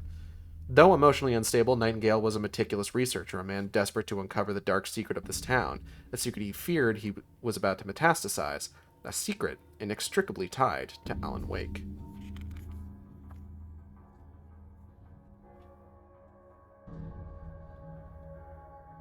There is a painting on this page that introduces the creator's dilemma. The caption reads, Chester Decazes' The Sublime Secret resides in Dr. Hartman's private collection at the Cauldron Lake Lodge. The Creator's Dilemma by Dr. Emil Hartman. I don't know how long this is. It is pretty long. We're getting pretty close to the end of this. Dr. Emil Hartman's The Creator's Dilemma was an unusual publication in that while it targeted a mass audience with its promises of creative growth and renewal, it was underpinned by vaguely cosmic theories relating to the powers of artists. His insistent caveat that one could only hope to benefit from these methods by becoming a guest at the Cauldron Lake Lodge suggests, in this editor's opinion, that he was motivated by an ulterior agenda. Whether it be financial or another darker purpose remains difficult to assess. Not for us, though, because we played the game. Preface. The instruments of creation, tools of foul play. No, it's just instruments of creation. Art is not merely an imitation of the reality of nature, but in truth a metaphysical supplement to the reality of nature. Friedrich Nietzsche. I'm going to go ahead and read this in like my normal voice rather than do my Hartman impression. Or maybe I'm going to try it with a Hartman impression, see how I do. The artist is a chimera... No, I already hate it. The artist is a chimerical contradictory figure, revered and despised, worshipped and persecuted. He has been called shaman, trickster, priest, madman, blasphemer, and fool. Sometimes he has been all these things at once. We sense, somehow, that the greatest artists are possessed by a vision that is beyond their ken. They venture into places the rest of us would not dare. They risk everything in pursuit of their goal. They bring back treasures, and occasionally they unearth objects that should have been left buried. It is in the course of their adventures, however, that these heroes of desire are occasionally injured, or, as is so often the case, they injured those closest to them.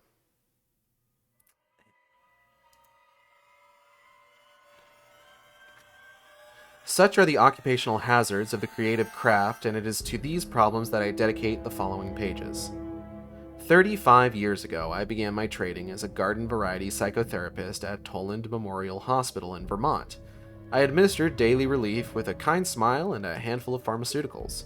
While these encapsulated therapies had their place, for they pacified and calmed so many of these troubled souls, they did not allow our patients to overcome their various psychological challenges. They often withdrew and became lost inside themselves.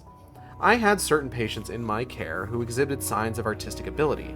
Their works were not refined or sophisticated, they had rudimentary technique, and they were utterly ignorant of the prevailing aesthetic trends of their day, but they were possessed by some burning desire for self-expression.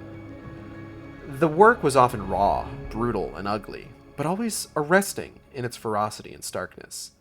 These were individuals producing what we now know of as outsider art. I left this small hospital some years later, but the image of these damaged souls carving their dreams into canvas and clay stayed with me. I went west and eventually settled into private practice in Washington State. Here I found that while many of my patients were far more functional than those at Toland Memorial, they were often afflicted by some of the same problems. In them, I saw the same urgent desire for self-expression. Problems, hopes, disappointments, desires, coupled with an inability to express these things that were most important to them. They could talk about their problems, certainly, but they could not reify their internal life and so create some form of accommodation between what was so essential and pure inside them and what was so often felt to be the drab and mundane reality of their external world. I need to stretch my neck real quick. Ooh. Okay. We encounter here, as we will again and again, the creator's dilemma. Dreams that wake monsters. The artist's voice sings as though he summoned the great powers of the oceans and ether. However, at times, these energies can become blocked. The artist may think the well has gone dry, and so he finds another outlet for his creative energies, predictably descending down the familiar trajectory of depression, alcohol, and other forms of self-abuse. Many years ago, I had a patient who worked under the pen name of Philip Musil. He was a talented playwright, attractive and socially adept, and he had produced some notable dramatic works for many years until he hit what he often referred to as the glass wall. This glass wall, as he saw it, was the end of his writing career. Through the wall, he could see his potential future of creative production, but now it seemed like it belonged to someone else. Day after day, he would batter himself against it, injuring himself in the process, but to no avail. The words that had come so easily to him in the past had ceased. He might have had the occasional idea for a play, but when he attempted to write it down, all he saw on the page were the broken fragments of other writers' dreams. His own ideas no longer had the power to seize his imagination and carry them through the all-important first drafts of his fiction. This went on for a year before I met him.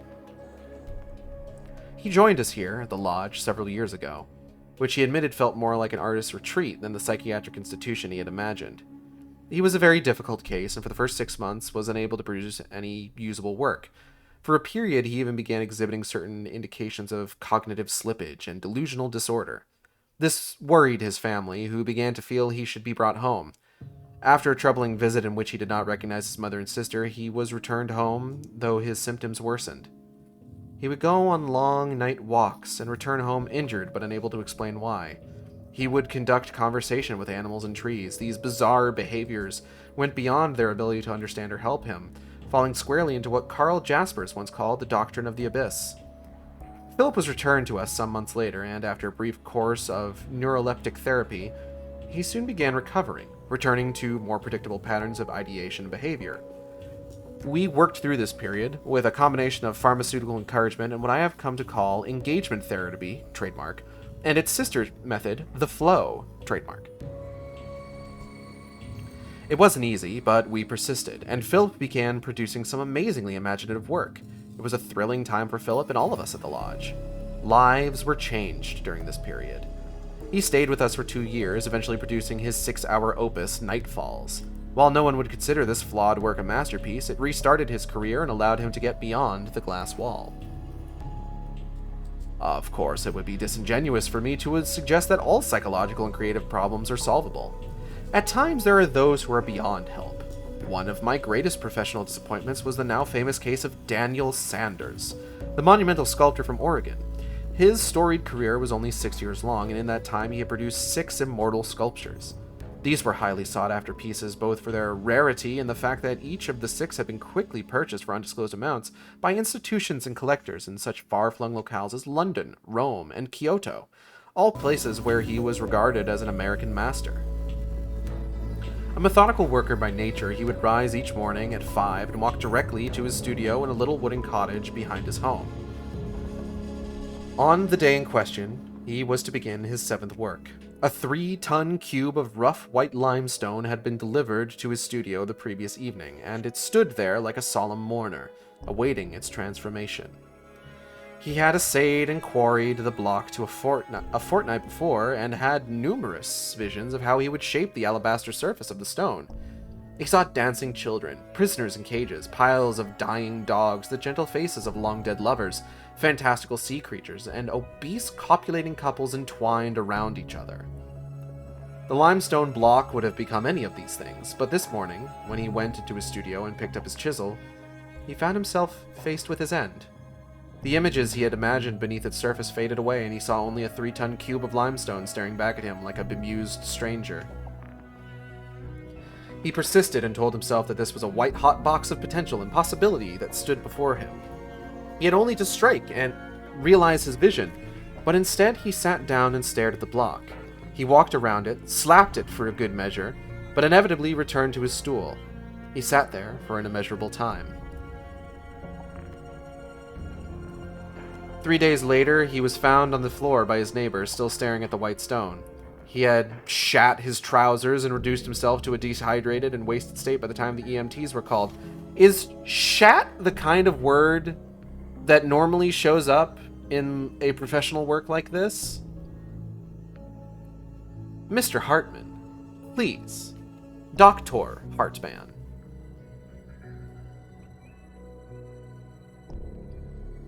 He lay on his side, perfectly still, perfectly conscious, still staring at the white block. He was brought to us by relatives, and I worked intensely with him for a period of 3 months, but to no avail. We used charcoal to draw figures on the stone and encouraged him to cut it. We tried a battery of drugs and hypnotherapeutic methods, cyclical psychodynamics, and integrative approaches. Fucking shit, goddamn, what is that word? Phenomenological methods, electroconvulsive therapy, sensory deprivation, daily multi-theoretical psychotherapeutic counseling, and tough love. I can get through fucking multi-theoretical psychotherapeutic, but I can't manage phenomenological. So in that sentence, I managed to get through hypnotherapeutic,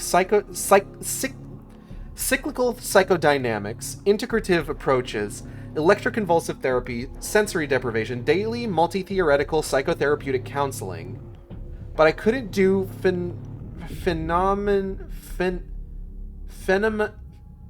phenomenological. That's kind of impressive that I wasn't able to manage that, actually. Finally, I threatened to destroy the thing, explode it into a million shards, fearing it had become some psychic anchor around his neck, but he howled like an animal and swore it would be as though I were killing him. He had become psychically bound to this object. We ceased all therapy at this point, and he was isolated in his own wing. He was allowed visitors, but chose to live a solitary existence. After a month, ideas began to return to him. He saw ocean waves, trees, dark clouds, ravenous birds, and a secret country to which he might travel, but only through the stone. He had become convinced that this project would be his masterwork, that this stone was his door to that secret country where his future now lay. He saw the image of what he would create so precisely, but feared that it was so complex he did not have the skill to execute it. Paralyzed by his perfectionism, the vision he held became an idée fixe that returned him to his apparent stupor as he awaited the precise and perfect moment for the first strike. The pharmaceuticals had no effect, the therapies did not work, and I am sad to say that Mr. Sanders remains with us at the lodge, sharing his basement room with his white monolith, transfixed by the vision of this door to a secret country. Again, as before, we see the Creator's Dilemma. It's capitalized, so like the book. I continue to hope that we will break through to Daniel using a long-range therapeutic approach I am currently developing at the Cauldron Lake Lodge. His case may indeed lead to the final fruition and perfection of my two patented therapeutic methods. Engagement therapy, trademark, and the flow, trademark. I hope this book will serve as an introduction to engagement therapy, trademark, and its sister method, the flow, trademark. I would like to caution, however, that this humble tome cannot replace actual treatment with an accredited therapist from our lodge. The unfortunate truth is that these therapies cannot, in fact, be captured in a book any more than you can learn dancing or swimming from a book. Creativity is like the deepest of lakes, and this book will only skim atop its glassy surface. To dive deep into the vast lake of your own creativity, to venture to places you barely suspected inside yourself, I encourage you to contact us here at the Cauldron Lake Lodge. That said, I will show you, the artist, a rough sketch of how to break free from the resistances, conflicts, and blockages that have stalled your creative maturation, using engagement therapy, trademark, and its companion method, the flow, trademark. The problems of the working artist are manifold and can involve complete blockage, obsessive perfectionism, creative and technical plateaus, libidinal inversion and negative sublimation, rigid thinking, insomnia, distraction and unfocused attention, detachment and disengagement, cathexis and anti-cathexis, creative impulse. What the fuck does cathexis mean? Hold on. Wait just a fucking second here.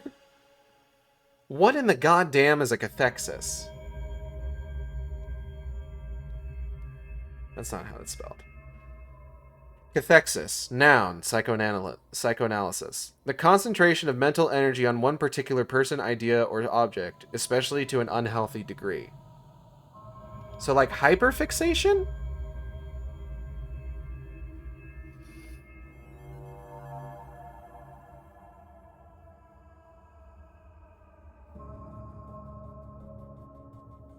I mean, I guess that's kind of what it is. Okay. Creative impasse, anxiety, and idea. Is it ideational or ideational?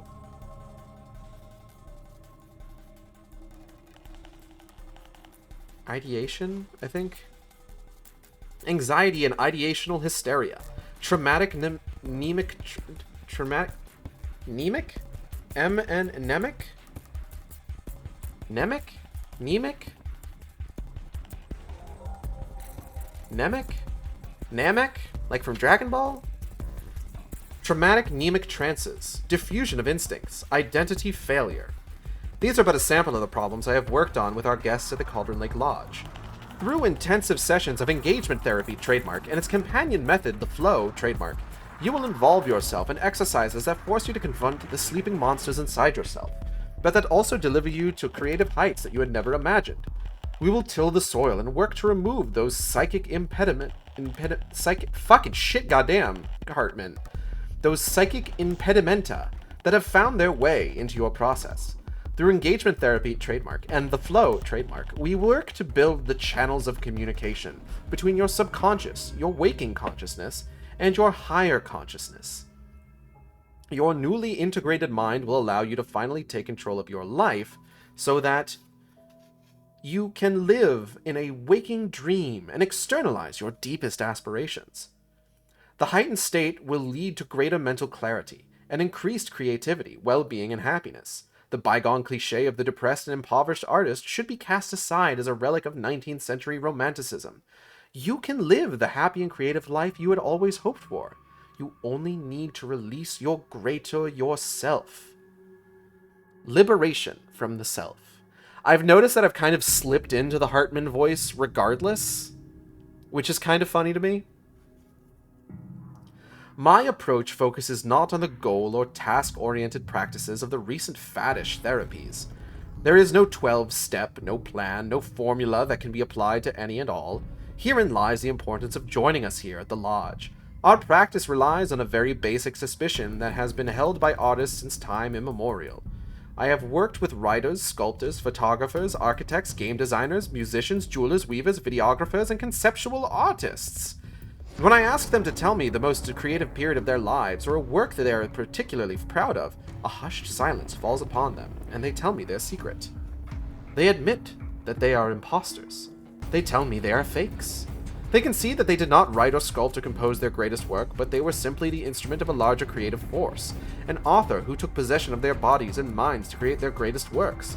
It came easily and as if by no effort of their own. They will say to me with the greatest reverence, and sometimes with tears in their pitiable eyes, it did not come from me, it came through me.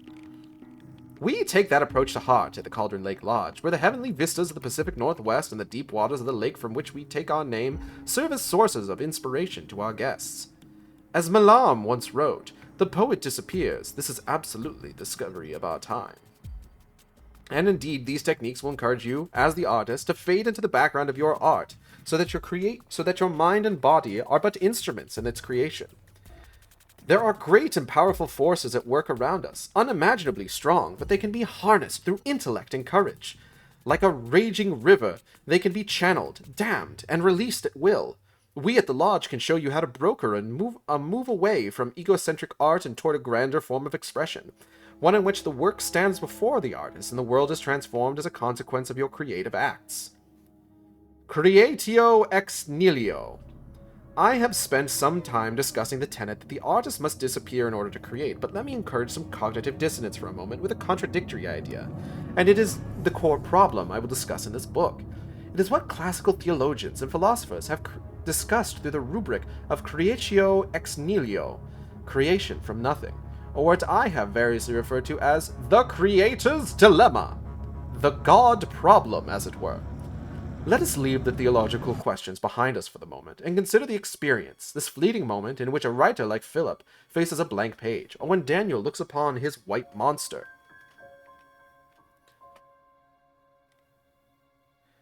I would like you to put yourself into that trembling silence that a dancer feels in the penultimate moments before she launches her body upon the brightly lit stage. The artist understands that in his fragile quantum of time and space, anything can happen. Moreover, in this moment, which my patients have described as magical and electrical and otherworldly, there is the possibility that one can create, like a god, something from nothing.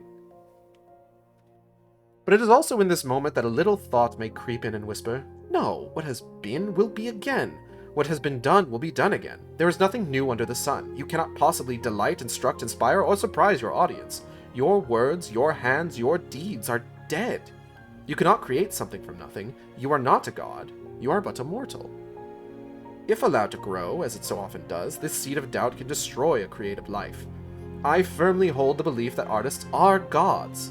Perhaps gods of lesser universes, but divine authors all the same. They create something from nothing. Creatio ex nihilo.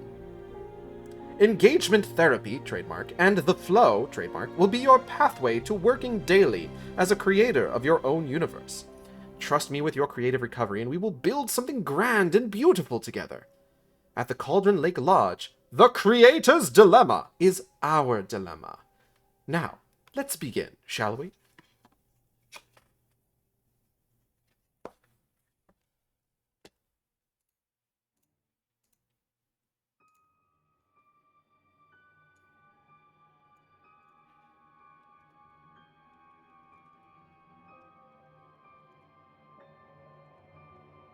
So Hartman's a fucking quack. Like, okay. So he mentions like pharmaceuticals and stuff and a number of different kinds of like therapy methods. But at the end of the day, like a lot of the shit sounds like bonkers ass fucking homeopathy shit. Like you need to fucking commune with a higher goddamn power that's also yourself in order to draw your porn or whatever. Like it's honestly wild to read, and it's even wilder that anybody takes this shit seriously. Like in universe, you know? Like he's a doctor. He has this big ass lodge. He ostensibly like helps out genuinely like known creators in universe. But like reading his book, you would read it and you'd think this all sounds like absolute fucking bull honky.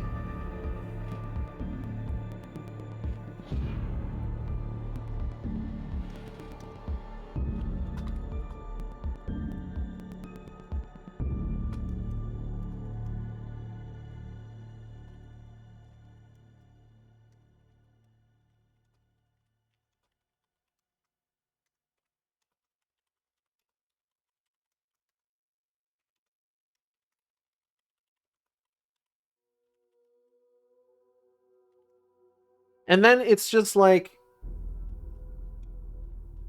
it's kind of wild how like the whole thing just ends up like reading like a fucking advertisement for his clinic where it's just like, hey, do you suffer from lack of focus, too much focus, identity crisis, imposter syndrome? Yeah, just come on down to the Culture Lake Lodge.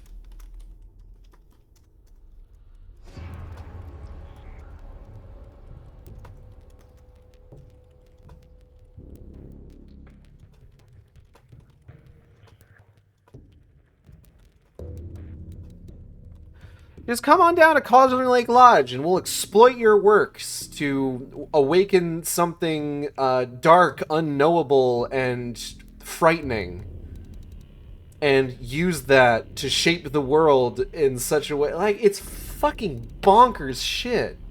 And, like, it's just like every single, like, other fucking sentence is just like, yeah, you know, like this is all stuff that we've totally handled in the past, like really well. You just come on down to the lodge. It's fine. It's fine. Just come on down to the lodge. We're definitely not a cult. 100% we are not a cult. I know it sounds kind of cult-like. I know it sounds like we're going to fucking kidnap you and harvest your organs, but I promise we only want to use your creative works to exploit and manipulate dark gods beyond an eldritch portal beneath this big fuck off lake. I know that sounds cultish, but it's not a cult, I promise. It's honestly bonkers. And I'm not doing like the trademark bit to be like just straight up goofy. There are that many, like every time engagement therapy trademark or the flow trademark comes up, it has like the little trademark symbol next to it. It's just it's such a fucking window into Hartman's pretentious bullshit, you know?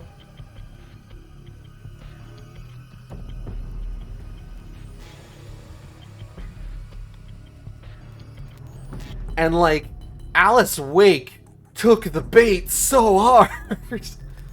Like I don't want to I don't want to like harp on Alice cuz like Lord knows woman's been through enough already. But like good lord, you read that and it all made sense to you? The repeated insistence that the best thing to do would be to come to Cauldron Lake Lodge worked? Now, it should be noted that certain elements in that, with regards to like the playwright and what he put together, or the things that were described by the sculptor, do also line up with what would ultimately happen when Alan Wake himself arrived. You know? Excuse me.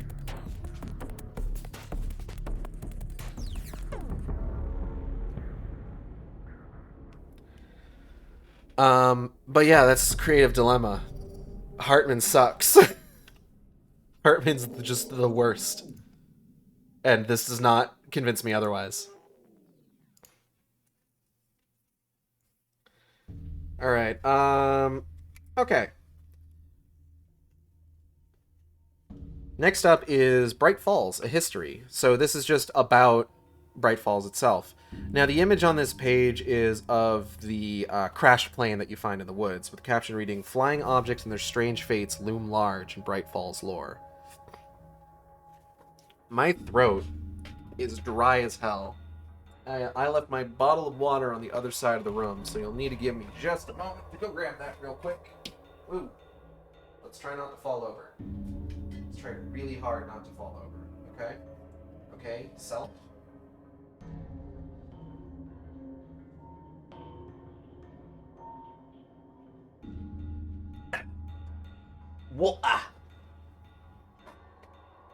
Best thing to do for one of these afternoon streams, rather than like popping an energy drink, is really just stay hydrated, you know? You know, I do like doing the book club streams in the afternoon, in part just because, like, I've been trying to do, obviously, more afternoon streams, and I feel like part of the issue that I run into with afternoon streams is that I don't know how much energy I'm going to have. I gotta make a gross noise real quick, 1 second. Book club streams are really good for that, just because, I don't have to worry necessarily about too much commentary, at least until I get to the recap space. It's just, okay, here are the words you're gonna say, read the teleprompter, idiot. And then just fucking going for it, you know?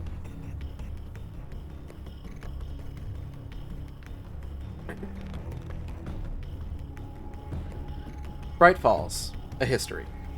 The following article is taken from a larger work, Bright Falls, a history, edited by Conrad Breaker. Copies of the book... I wonder if Conrad Breaker is related to Sarah at all. Interesting to think about. Copies of the book can easily be found located at the town's library or bookstore, but this chapter was found amongst Agent Nightingale's effects, cut from the book with a razor. When contrasting the content of this chapter to the rest of the fairly benign book, it's easy to see why it appealed to Nightingale. A History of Oddities in Bright Falls by James Alvord. For residents of Bright Falls, a sleepy town of only a few hundred, strange events that may seem like an aberration in most communities of its size have become commonplace. Research into multiple Pacific Northwest news archives has revealed that the area has actually been something of a hotbed of tall tales and paranormal rumors since at least the 1850s. I gotta make another gross noise real quick, 1 second. Oh, God. Some stories predate official statehood for Washington, when Bright Falls was a mountain community of native tribes mingled with white American fur trappers and hunters who had ventured west into the Washington Territory. Bigfoot, of course. One furry creature that was never successfully trapped is the Sasquatch, the Lumi tribal name for Bigfoot. Reports of sightings, alleged foot tracks, and an abundance of unexplained sounds abound in the forested area near Cauldron Lake. Lumi tribal legends include stories of a large ape-like creature that go back several centuries, and printed accounts date back to the first days of journalism in the Northwest. One such early account involved Mountain Mike Callahan, a native of Missouri who had been trapping in the Oregon and Washington territories for decades. Considered a stable, unflappable man who had seen everything in the woods, he presented himself to his acquaintances as a true adopted son of the forest, clad in buckskin with his trademark beaver fur hat. In 1857, however, Callahan had been camped on the shores of Cauldron Lake when locals had reported a bizarre animal bellowing sound...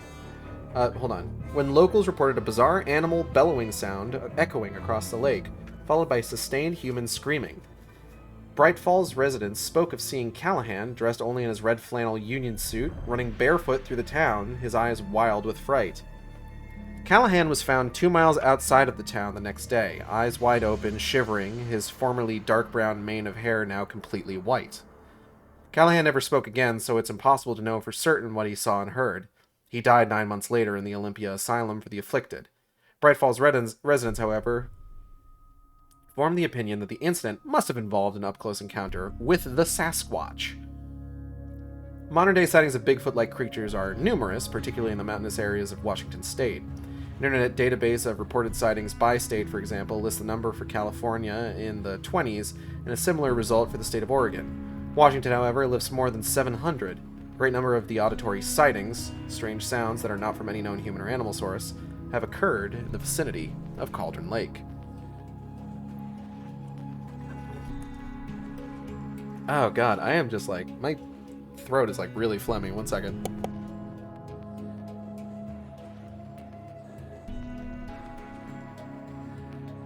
Alright. A dark cloud.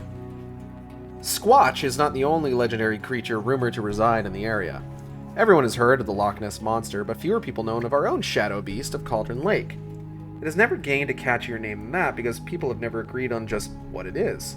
What exists in local legend is a string of similar rumors that may or may not be related. One of these legends traces back to 1977 when a young couple engaged in amorous pursuits near the shore of the lake was surprised by what appeared to be an inky dark cloud that floated in the air above the water. This was accompanied by instant storm-like conditions, though the sky above them was clear and starry. The names of both people were withheld in the press coverage at the time as they were underage and there was a possible investigation into misdemeanor activity ongoing. But there were anonymous quotations from both witnesses that described snake-like tendrils emerging from the cloud and an unearthly shrieking sound accompanying the storm sounds that emerged from the floating shape. It was enough to send 2 half-clad teenagers running away from their clandestine sanctuary and toward their homes. Whether snake-like extensions are related to stories in the 1800s about flying serpents in Utah and other parts of the western United States territories is unknown. But it does connect with several other accounts of dark airborne events that have been cited in significant numbers since the mid-1970s. Another particular sighting serves to underscore the contrast and consequence of lack of agreement on the legend. In 1975, Ingrid Peterson reported a dark, brontosaurus-shaped creature arising from the lake, its neck extending 40 feet above a massive torso. She could not describe detailed features such as eyes or teeth in the creature, but swears that it had a tangible, fleshy form beyond the nebulous objects described by other witnesses. The consistent thread is that this, too, seemed as though it were made from darkness itself, darkness so intense that the contrast can be seen even at night. Peterson's account was largely dismissed, however, because of her history of alcoholism. The Feathered Serpent.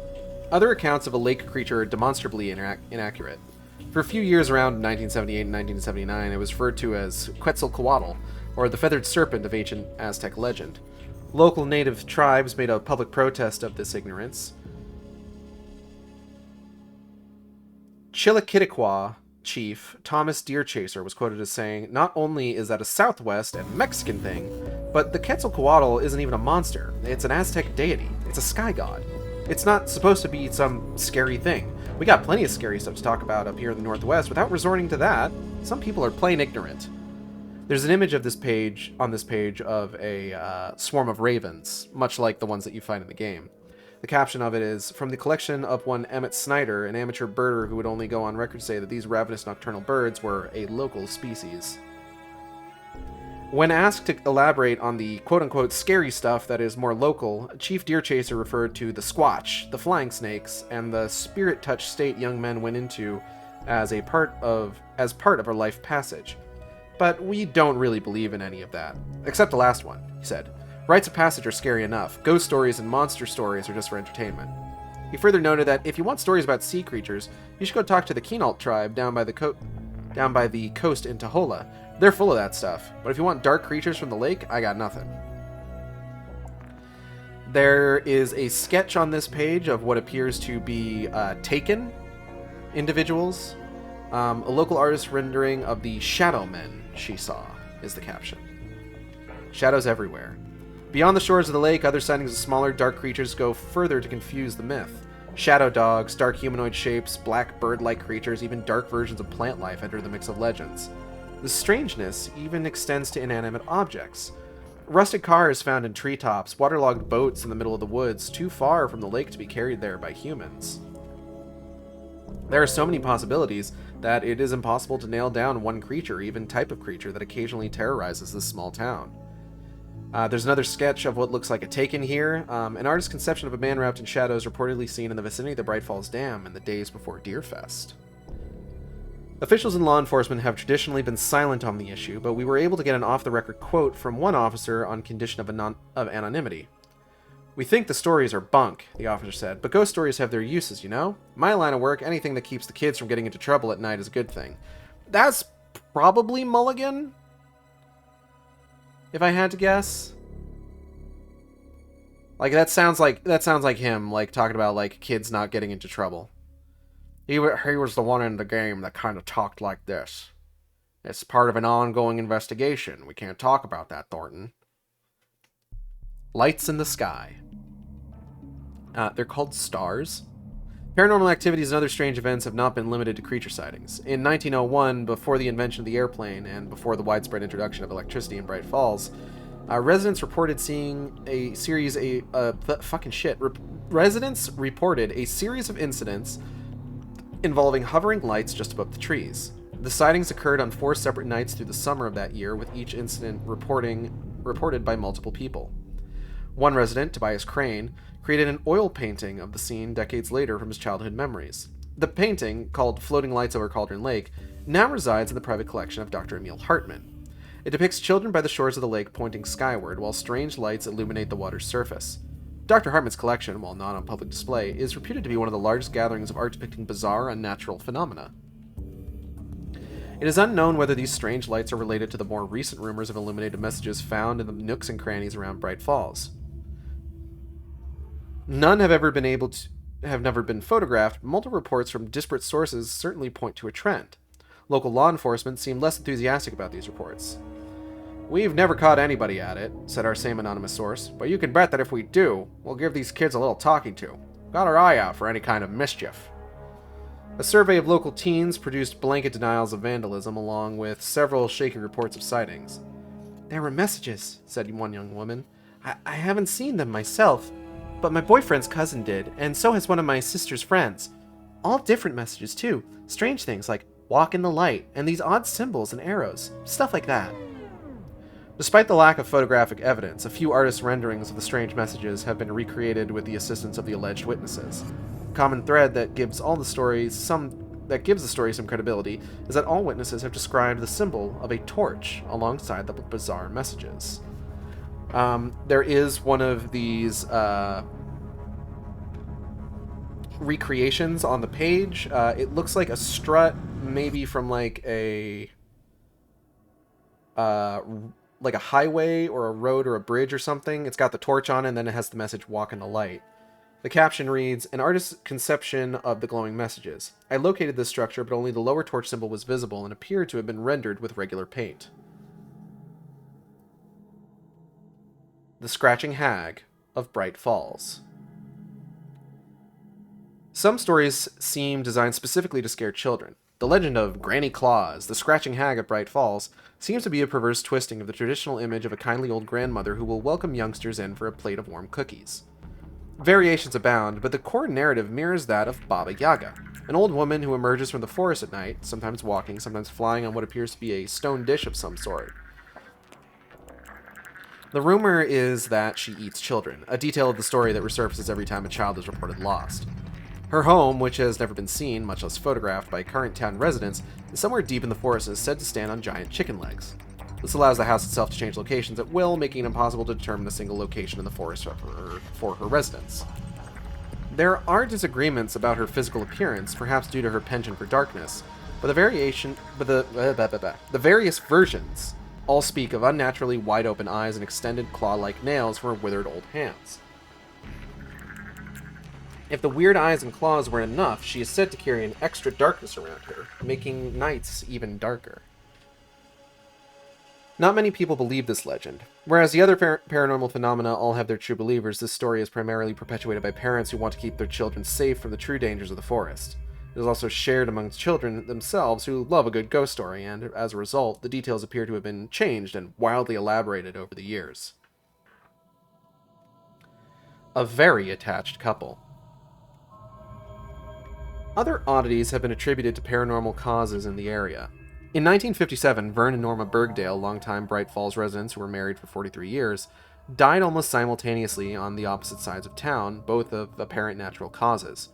Newspaper accounts at the time noted that their dual passing was evidence that they truly shared a soul. Private letters from local archives, however, made reference to an unsavory bargain Vern Bergdale had made, and that strange forces were involved in their passing. A rumor that was never confirmed, as only one eyewitness was present with Norma Bergdale at the time of her death, was that she seemed to exhale a small black cloud before she collapsed and died. The witness, Betsy Sharkstream, thought it very odd because Norma didn't smoke, and there was no odor that would explain the dark, somehow metallic puff. "My friends have always told me that I imagined it," Segerstrom insisted, "but I have no imagination. I saw what I saw." The curious case of Mr. August. The most recent and well-documented oddity to have occurred in Bright Falls was the case of Clark August III, a music industry entrepreneur made even more famous by the documentary film The August Year by the legendary German filmmaker Klaus Sankt. Footage of August early in the film revealed an almost comical portrait of an eccentric man in a dirty business suit playing a game of survival in the forests outside of Bright Falls. Surely, people thought, this would be a short-lived experiment. But as winter drew near, it became apparent that what had appeared to be comedy was in fact a deadly earnest matter. People in Bright Falls today still argue over which part was most extraordinary. The fact that August miraculously survived the winter in near perfect health, or the fact that he disappeared shortly afterward. All sorts of theories have accompanied his disappearance, some of them coupled with theories of initial survival. Was there a bargain that helped him through the winter, only to have payment exacted in the spring? Alien abduction and spiritual dark spiritual forces have also been raised as possibilities. The unexplained howling sounds, the noontime eclipse fog, and the forest micro-tornadoes that appeared early in that season have all served to fuel the rumors of an unnatural ending to August's life.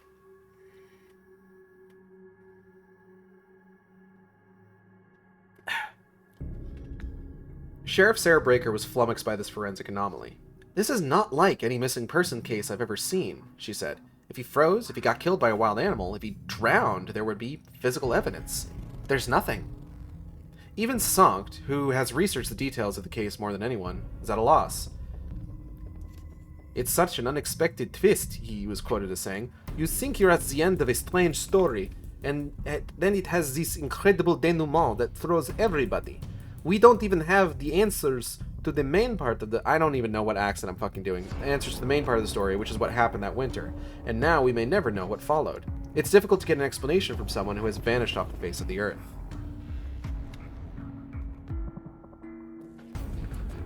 Okay, so we got some interesting stuff here. Now, all of these phenomena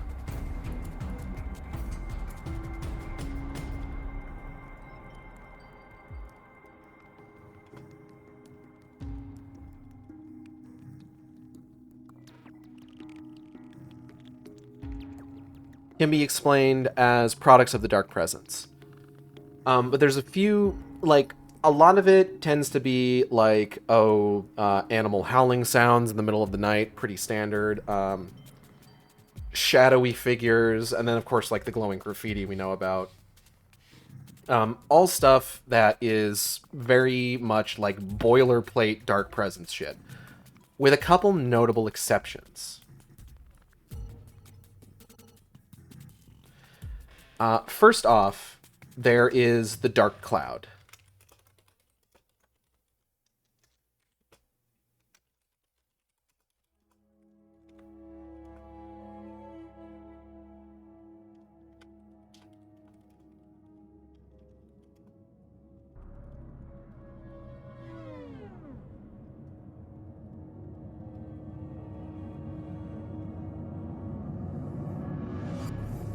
Now, this happened in the mid-70s, or well, the late 70s. And the cloud itself was described as rising out of Cauldron Lake and manifesting storm-like conditions.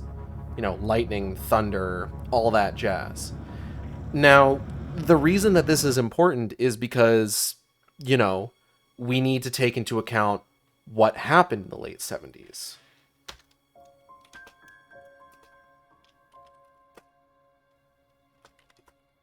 Hold on.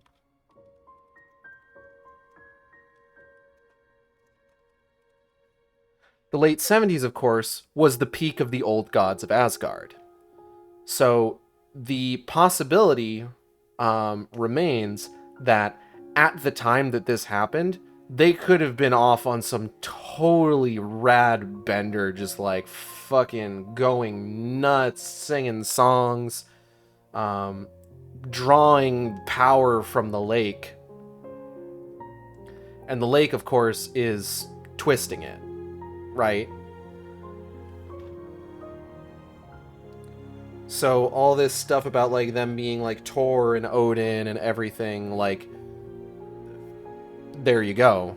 Manifesting dark clouds over Cauldron Lake, resulting in storm-like conditions, scaring a couple of half-naked teenagers canoodling by the lake to death. So, like I said, notable because of the fact that this is primarily, like, during the era of the old gods of Asgard. Now, the other notable thing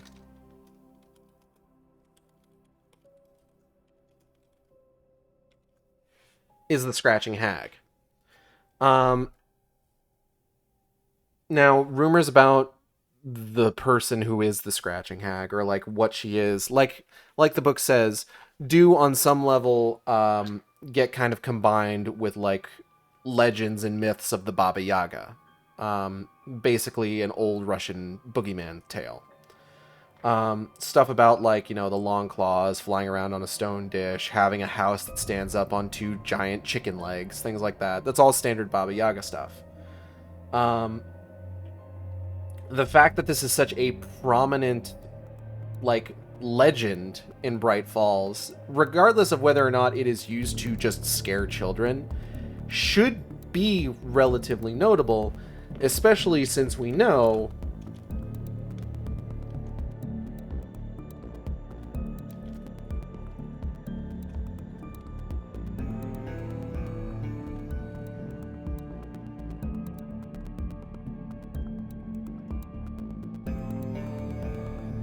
that the Scratching Hag is just the Dark Presence wearing Barbara Jagger's face. So this is just her still exerting what minimal influence she has in the real world between, like, when she first takes the face of Barbara Jagger and, like, present day. But overall, really neat stuff about how, like, this is definitely all stuff that kind of, like, reinforces what Sheriff Breaker was saying about how, like, hey, weird shit happens here sometimes. And we're not used to it, but, like, we have plans for when it happens. Those plans, of course, including alerting her father to the fact, and him calling in the cavalry in the form of the FBC.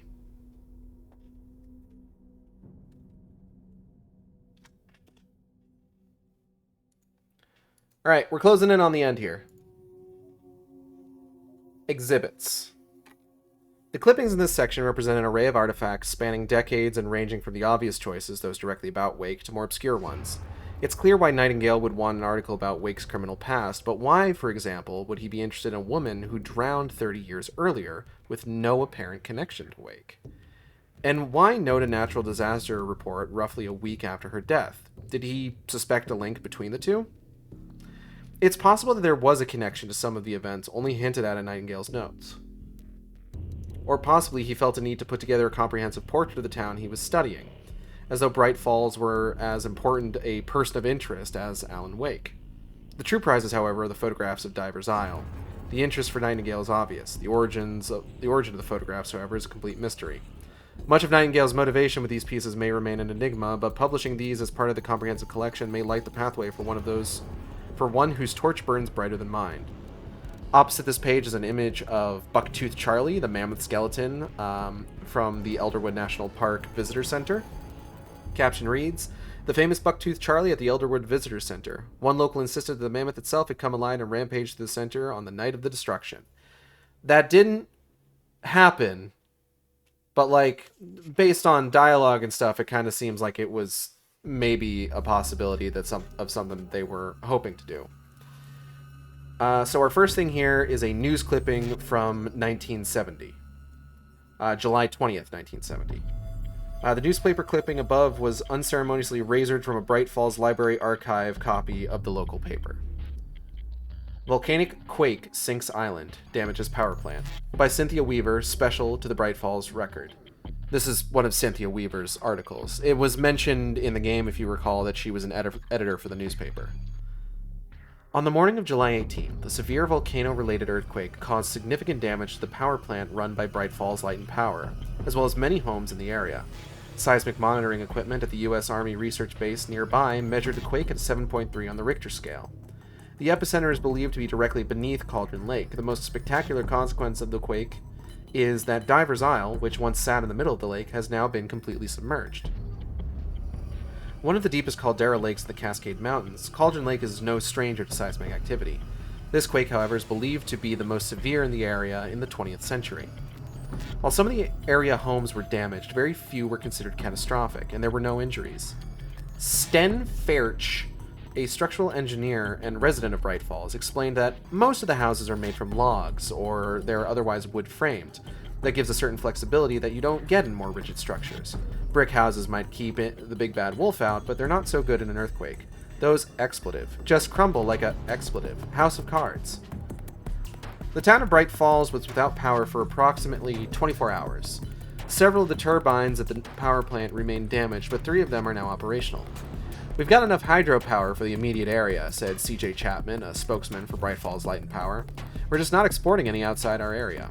And that's a big source of our income. We'll all be glad when the structure checks out and we can get all the turbines up and running. To be perfectly frank, we're bleeding money here." The scene at Cauldron Lake has drawn a significant crowd of local bystanders. "It's so strange, Diver's Isle being just gone like that," said Carol Troop, a longtime area resident. "I used to swim there as a kid. We all did. We'd sunbathe on the rocks and then dive off the edges. It was so deep, even right next to the island. And so it was safe to go in head first. And there was a cabin in the middle, though I don't think it belonged to anybody. I never remember going in it. Funny, because you'd think we would." Carl Stuckey, a local high school student, described his shock at seeing the island gone. "It's weird to see all these people around the lake talking and pointing at the empty water. I guess if you weren't from around here, you'd wonder what we were all pointing at. Diver's Isle lives on in our memories, and somewhere under the water, of course." No photographs of the island could be located for this story. Some citizens have expressed concern because of the volcanic aspect of the quake, but local officials have been quick to reassure the populace. "There won't be any rivers of lava heading your way," said Sheriff Stephen Deming. "We've checked with the Army Seismic Station and the science guys at the University of Washington, and they've assured us that the eruption wasn't that kind. Sometimes volcanic structures just collapse on themselves. The red-hot stuff is pretty dramatic, but most of the action is underground. The town remains on alert for aftershocks, however, which are common after a quake of this magnitude. But, in general, life goes on as normal." "We have quakes here all the time," said Stuckey. "This one was just different because of the island. And it was a little bigger." "It's not like anyone died," commented Troop. "I had some broken dishes, and some of the food spoiled when the fridge warmed up. That's about it." "Hair by Tammy." There's an ad at the end of the article. So that was on July 20th. Our next newspaper clipping is a obituary from a little more than a week earlier. The obituary for Barbara Jagger is a bit of an anomaly among Nightingale's effects. The interest it might have carried for him is unclear. The Bright Falls Record. Page C7, Saturday, July 11th, 1970. Barbara Jagger, a beacon of light, 1945 to 1970. Barbara Jagger, longtime resident of Bright Falls, died on July 10th, an apparent drowning in Cauldron Lake. She was 25 years old. She had no immediate family in the area, but is survived by her companion, Thomas Zane. Jagger was a renowned beauty and the 3-time winner of the Miss Deerfest pageant. She was such a pretty girl, said Joy Miller, a friend and classmate since elementary school, but she never used it to her advantage. She was humble and kind to everyone. Part of the mystery of her death is that she was a very capable swimmer. There was no evidence of foul play, however, and no investigation of the death is planned by local law enforcement. Friends in Bright Falls remember Jagger as a warm, maternal presence, though she was a relatively young woman and never had any children of her own. Her home-baked muffins at community events were famous. She didn't have bake sales, she had bake giveaways, one friend noted. Her generosity was amazing. She just warmed everyone around her. Wherever Barbara was, you felt at home. This article appeared in the tabloid newspaper The New York Tatler and was likely acquired by Nightingale while in Bright Falls, leading credence to the theory that our agent had some support from the FBI while in Bright Falls. Crime author has his own police intrigue. By Chris McGurk, The New York Tatler. Alan Wake, the author of the newly minted crime thriller The Sudden Stop, provided some thrills of his own Friday night. A warrant has been issued for his arrest after an alleged assault on Gazette photographer Peter Villadsen, which includes the charge of leaving the scene of the crime. According to Villadsen, Wake drove the camera into my freaking eye with a closed fist while Villadsen attempted to take a picture after a gala cocktail party to celebrate the publication of the book. I was taking a picture. No harm, said Villadsen. That's what photographers do. He should know. His own wife is a photographer. Photographer Alice Wake was apparently not at the scene of the incident. She was reached by telephone later, but refused comment. Her exhibit, Inflammatory, opens at the Babouf Gallery in Chelsea on March 21st. Wake was no longer at the scene when the police arrived. NYPD issued the warrant on charges of assault and battery. He got out of there fast, right after it happened, Villadsen said. He yells at me, something like, "Party's over, moron," and then he slams the thing right into my eye. He didn't have to yell. Villadsen posed for reporters while being questioned by the police, pointing to an unquestionably ugly and swollen bruise surrounding his eye socket. Wake's representative, Barry Wheeler, issued a statement this morning on Wake's behalf and answered some questions posed to him by reporters shortly afterward. The statement read, Alan Wake regrets the misunderstanding that occurred at the Sudden Stop Gala last night.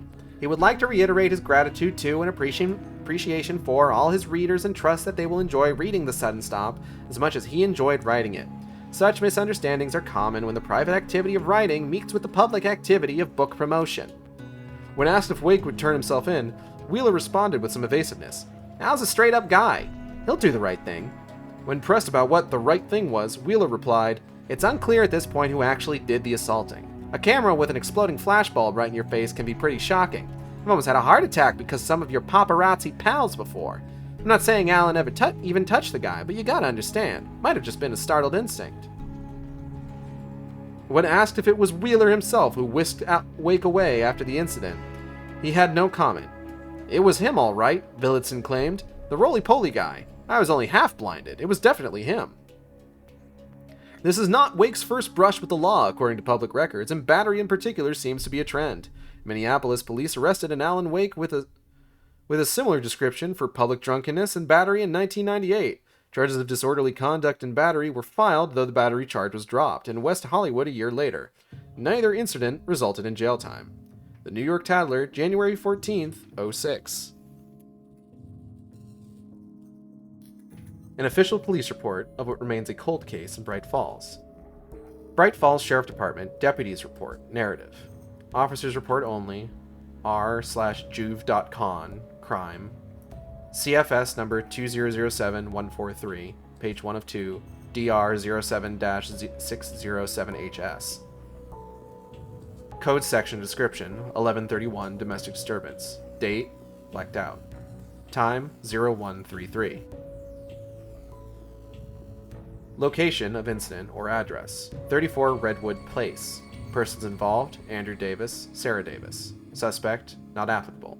Property tag 824A. Reporting Officer Mulligan. Origin. The 911 distress call originated with Mrs. Janet Shore of 28 Redwood Place, neighbor of Andrew and Sarah Davis. Mrs. Shore reported shouting and smashing sounds, including breaking glass. I'm going to take a sip. Hold on.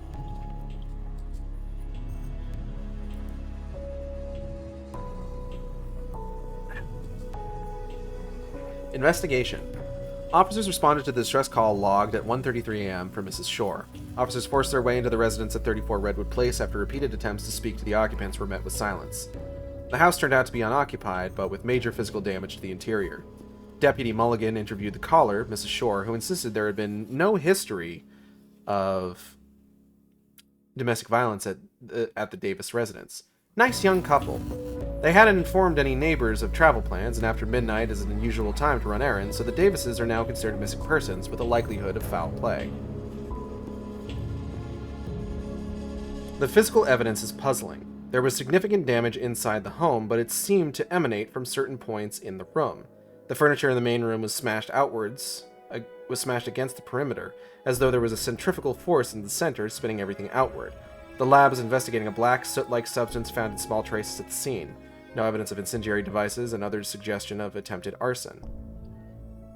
No other suggestion of attempted arson.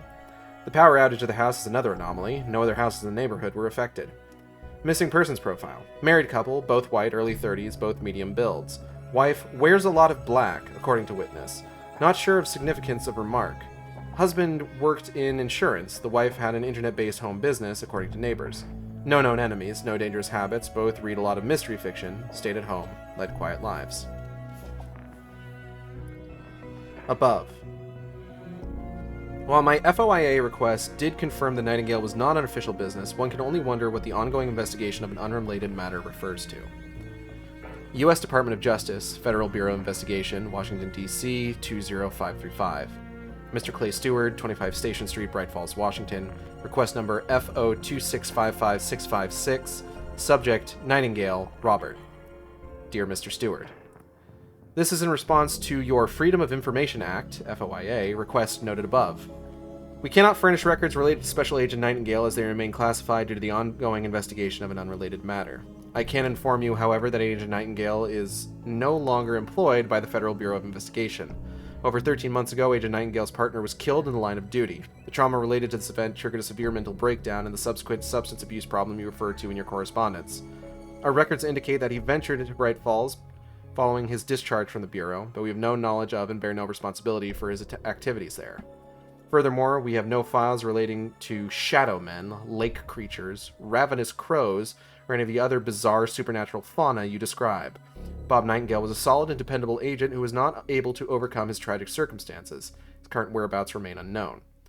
Sincerely yours, Pablo Rivera Diaz, Section Chief, Record Information, Dissemination Section, Record Management Division. The next couple pages have photographs of Diver's Isle on them. A rare photograph of Diver's Isle, which is no longer visible in Cauldron Lake. The source of this photograph is unknown, but is rare enough that the local newspaper could not locate one even as it documented the island's disappearance in the earthquake of 1970.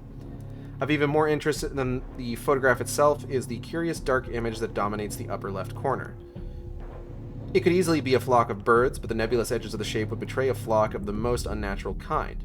While not discounting the possibility of an imperfection on the film, the possibility that this could tie in with the many images of dark creatures in both Wake's fiction and Bright Falls legend cannot be ignored.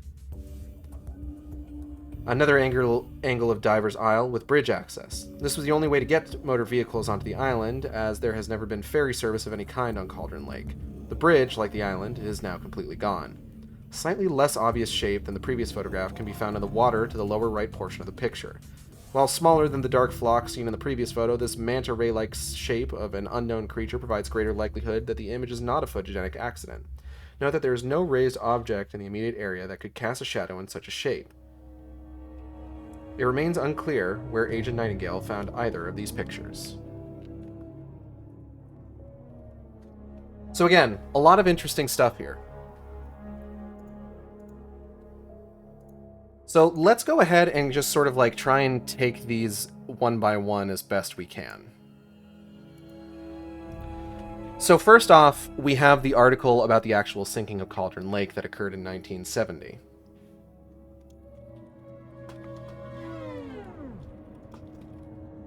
Or, hold on. Not Cauldron Lake, because Cauldron Lake didn't sink. Diver's Isle. There we go.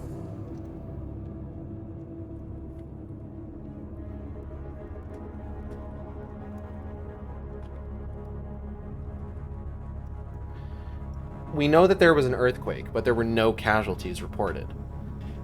Which is interesting, considering everybody seems to remember that there was, in fact, a island in the middle of the lake that sank. But nobody can seem to remember who lived there. Now, of course, we know that there was, in fact, a casualty of this particular event.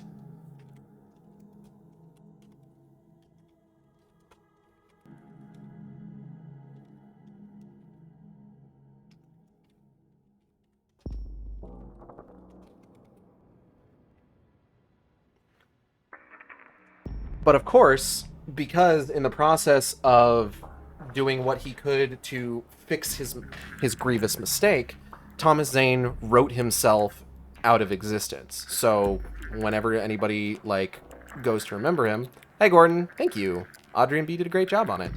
Whenever anybody goes to remember him, they can't because as far as they're aware, he doesn't exist. So when Diver's Isle sinks, everyone's just like, oh, well, you know, good thing nobody was there.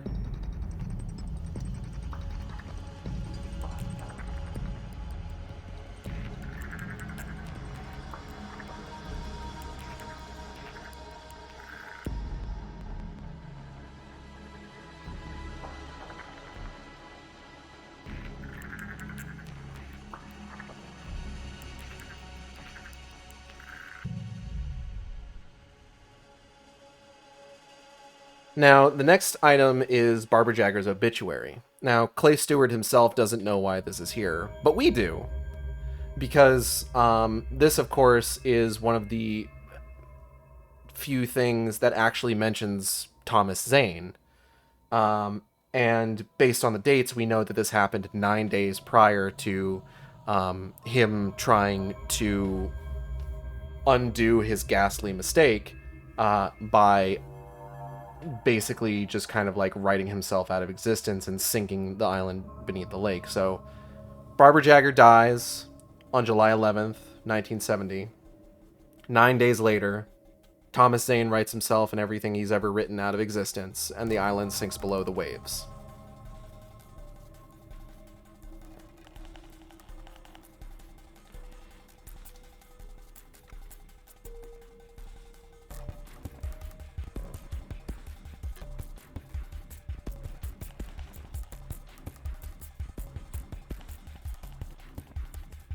So then we have a news report about Alan Wake fucking cold clocking that paparazzi and beating his camera into his face. Which doesn't really, like, tell us anything particularly special about, like, the narrative or anything. But, of course, is an event that is mentioned a couple times over the course of the game, with Barry talking about that thing with the paparazzi, it being mentioned on the Harry Garrett show, that sort of thing.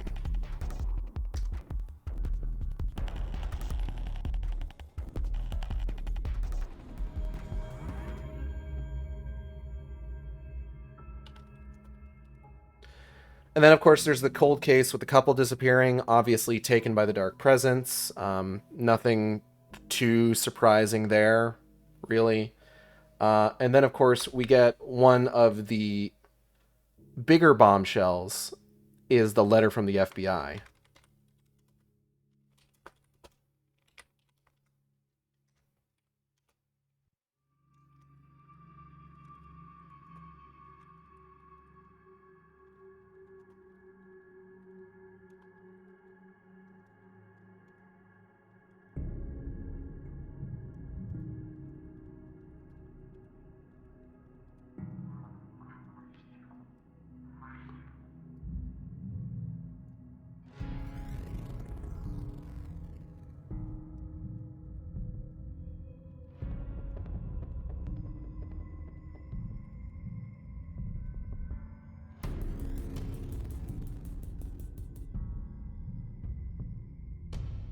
So, couple things to note here. The FBI considers Nightingale's partner dead, which is an interesting thing to note because thus far, between the novel and between Nightingale's own notes about what happened with his partner, there isn't anything to suggest that his partner has actually died. The letter also mentions something about an ongoing investigation, which could indicate that there is something else at play here that they are not, like, giving out information on, potentially suggesting that, like, actually, no, his partner isn't dead. It's also important to note that according to the letter received by Clay Stewart, Nightingale was discharged over a year ago. Now, as we know, this book is written at such a time that it has been a year since the events of Alan Wake, which means, of course, that Nightingale was not in Bright Falls at the behest of the FBI. He had no real FBI support, though he clearly had, like, a couple favors that he could call in, such as to get the article about Alan Wake from the New York Tatler. But otherwise, he was entirely on his own in Bright Falls, which tracks with a lot of his attitude and actions that we've talked about just over the course of discussing Alan Wake and the events of it. Like, all of this makes sense for Nightingale, you know? Like, this all tracks. The way that he, like, throws around his authority, how he dodges any request to speak to his supervisors or his superiors. Just, it all makes an obscene amount of sense that, yeah, he was lying about being there on official FBI business. And then, of course, we have the only two photos of Diver's Isle, Cauldron Lake, that have odd, dark splotches on them. And what's notable about this is that the first photo that we have is a color photo with, like, a weird pitch black splotch on it. And then the second photo appears to be in a more sepia tone, but even still, the splotch on that one is pitch black, which seems like it shouldn't, which seems almost unnatural.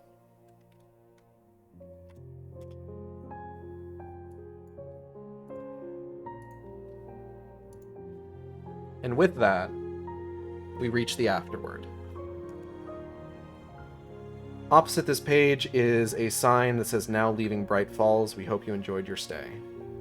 Despite its obvious natural beauty, I left the town of Bright Falls with the feeling of so much unfinished business. The preceding investigation was conducted at great personal cost. The night I discovered Bright Falls, I left my wife Anna and our newborn son Milo on a quest for a man who had appeared to me in a series of dreams. Anna never understood the importance of my visions, never appreciated that they had any significance that extended beyond our petty lives into the world beyond. Sometimes it felt as though she couldn't see anything beyond the laundry, the bills, the local news. I will admit that she considered my investigation to be, at best, the product of obsession, and at worst, a convenient way by which I could avoid the burdens of fatherhood. In the interest of full disclosure, I will admit also that since I lost my job, I had not been able to provide to my family in any meaningful sense. Anna and I were once in love, but we married young. I was 20, she was 19. Since our wedding day, I felt more and more estranged from her. I'd become depressed. I wasn't much use around the house. Milo cried. He cried a lot. I'd pick him up and try to play father, but he would scream and bawl till I could hardly stand it. There's truth to what she said, but there's truth to what I found. When I left for Bright Falls that night, I kissed my wife and boy for what I thought might be the last time, convinced that if I found what had appeared to me in my visions, then I would perish the way I had each night for 8 months. Anna told me that if I returned, she and Milo would be gone and that I wouldn't be able to find them, and that it was over between us. She begged me to stay, and as I walked out the door, she wished me dead. The visions were real, but perhaps I was a poor vessel for them. I didn't choose to be pulled into the events. Something happened in Bright Falls in the weeks before Deerfest last year. Just look at the Elderwood Visitor Center, the strange number of disappearances, the walking wounded who speak in repeating sentences and can no longer venture into light, their photosensitivity so acute as to render a simple noontime stroll excruciating. This was not a cover-up orchestrated by mighty governmental agencies or their outsourced minions, but by silent and unanimous town consensus. No one will talk about it, and everyone concerned has chosen to go on with their lives as though they could bury their memories with their departed loved ones. At the time of printing, I am still unaware of whether Alan Wake is dead, missing, or in hiding. There was one night when I was walking back to the Majestic on the Elderwood Trail and thought I saw a man that looked like Wake rounding a bend in the trail. I called out and started jogging, then running after him, and while he seemed to walk at a steady and even pace, I was never able to catch up. There was even a brief moment in which he looked back and I saw that it was him. He smiled at me as though he were letting me in on a big secret, just before rounding the bend. When I caught up, he had vanished. Those closest to him have refused all requests for interviews, and I have only just recently persuaded his agent Barry Wheeler to drop his lawsuit. I stayed on in Bright Falls for weeks, even helped rebuild the devastation of the Elderwood Visitor Center caused by what some call bad weather, and others refer to as the worst kind of juju. Likewise, my attempts to locate Agent Nightingale have been fruitless. My dreams have stopped, and I consider my part in this matter complete. Before leaving Bright Falls, I threw my dream journal into the lake and hopefully returned my visions to their source. I want no part of that life anymore. By perhaps all measures, my search must be considered a failure. I've done my job and consider this book my torch. I pass it on to one of you loyal readers to continue the investigation and take it where I could not. When I finally left Bright Falls and returned to Madison, I looked for Anna and Milo. The apartment was empty and Anna's family refused to answer my calls. They were gone and I was abandoned, alone. I searched for almost a year before finally making contact. I now work as an assistant in the basement of the university library, shelving books mostly, but occasionally fixing network problems and waking sleeping students at closing time. On those brief occasions when one of these students catches my eye, and they look away too quickly, or they are overpolite, I get the sense that they're afraid to catch what I have. Perhaps they look down at me with my anxious manner and ill-fitting clothes, convinced I am one of life's forgotten and poor beyond pity. I let them look down, smug with the pride of my secret. See, they don't understand what I have. They don't know that when I finish work, my back sore and my feet heavy as cinder blocks, and I catch a bus to the other side of town where I climb 6 floors to a small but well-kept apartment. They have no idea that when I open that door and see my beautiful wife and boy look up at me and smile, that I am awash in the light and warmth of 1,000 suns. They don't understand that I have treasures beyond their imagining, that I am untouchable, alive, and that I walk in the light. Clay Stewart.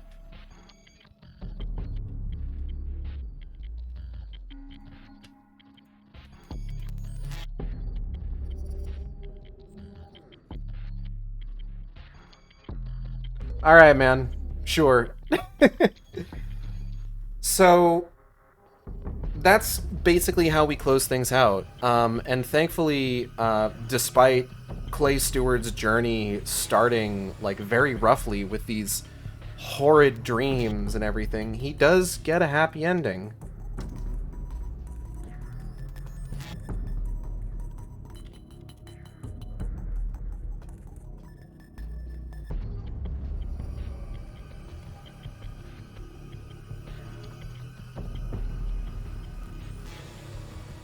Like, he has a job now. It's a thankless job from the sound of it. And, you know, he doesn't sound like he has a particularly robust living spaces, but I mean, he's got an apartment, he shares it with his wife and child, who he was able to reconnect with. And I mean, like, you know, he's a fictional character, but I'm happy for him. He mentions that he, through his dream journal, that he stopped having these dreams. So, by all accounts, his part in this story is done.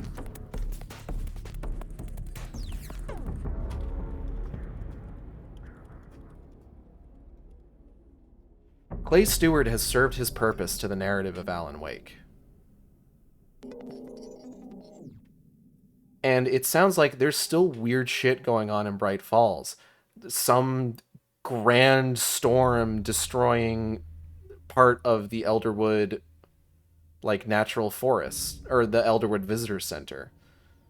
People just calling it bad weather, but other people being like, no, it's just some fucked up shit, man.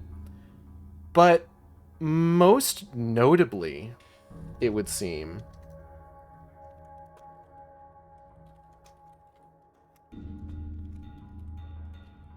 Clay Stewart would appear to have had an encounter with Mr. Scratch walking in Elderwood National Forest.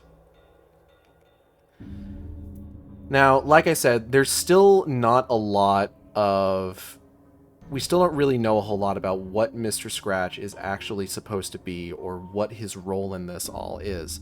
We can use American Nightmare as sort of like an idea of what Mr. Scratch's whole fucking deal is, but at the end of the day, like, that's questionable. What with American Nightmare's place in the canon being kind of up in the air. But this definitely does kind of fall in line with, like, my interpretation of Mr. Scratch, where it's just like, he's really here to keep the idea that Alan Wake is still out there alive. Keep people believing that he does still exist, that he's not dead, that he's just missing. Allow people to catch glimpses of him. Giving an unnerving smile, perhaps, but, you know. So with that, we're going to go ahead and call the Alan Wake files done. I want to thank everybody for coming by the stream. I hope you all had a good time. I know I did. If you enjoyed the book club, you can subscribe here on Twitch. We have special emotes for subscribers.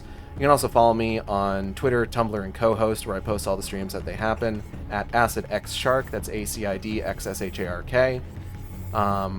You can also follow me on YouTube at AcidXShark, where I post all the streams after they happen. Art for the stream, VTuber was done by Audrey and B of Team Capel. You can find on Twitter, Twitch, YouTube, co-host, Tumblr, at Team Capel. That's TeamCatple. They do fantastic work. Highly recommend checking their stuff out. Highly recommend commissioning them. If you want to commission them, they have a commission form. Don't email them. They'll email you. If you must DM them, don't be weird.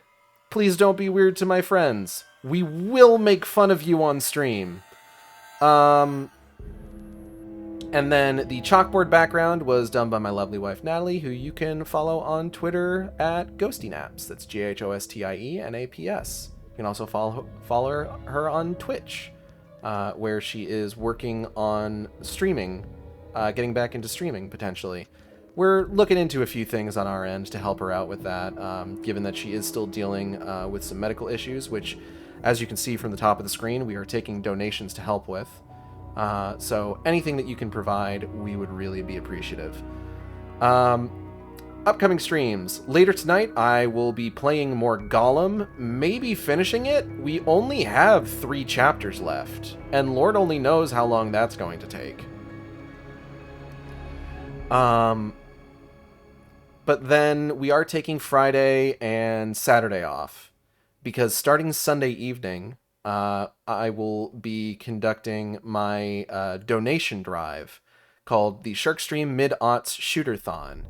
Over the course of a number of days, I will be taking donations to help with bills and medical expenses. And for each donation of $20 or more, you can add another game to the queue of games I need to play from beginning to end, up to 17 games, or 18 if we reach our current goal. Which, as you can see, is the 1,500. Obviously, we've already gotten most of that, but we're really going to try and gun for that, because that would honestly help us so much with just, like, some of the other medical bills that we have, just getting those covered, getting those taken care of. So that'll start on Sunday, the 16th, so keep an eye out for that. Our first game for that is going to be Doom 3, which we will be playing Sunday evening, and again, I will be playing it beginning to end. Anything else? I think that's going to be it. I'm going to go ahead and get out of here, and I'll see you next time on the Sharkstream.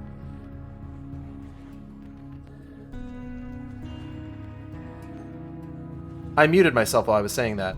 I will see you next time on the Sharkstream. Same shark time, same shark channel. Take care, everybody.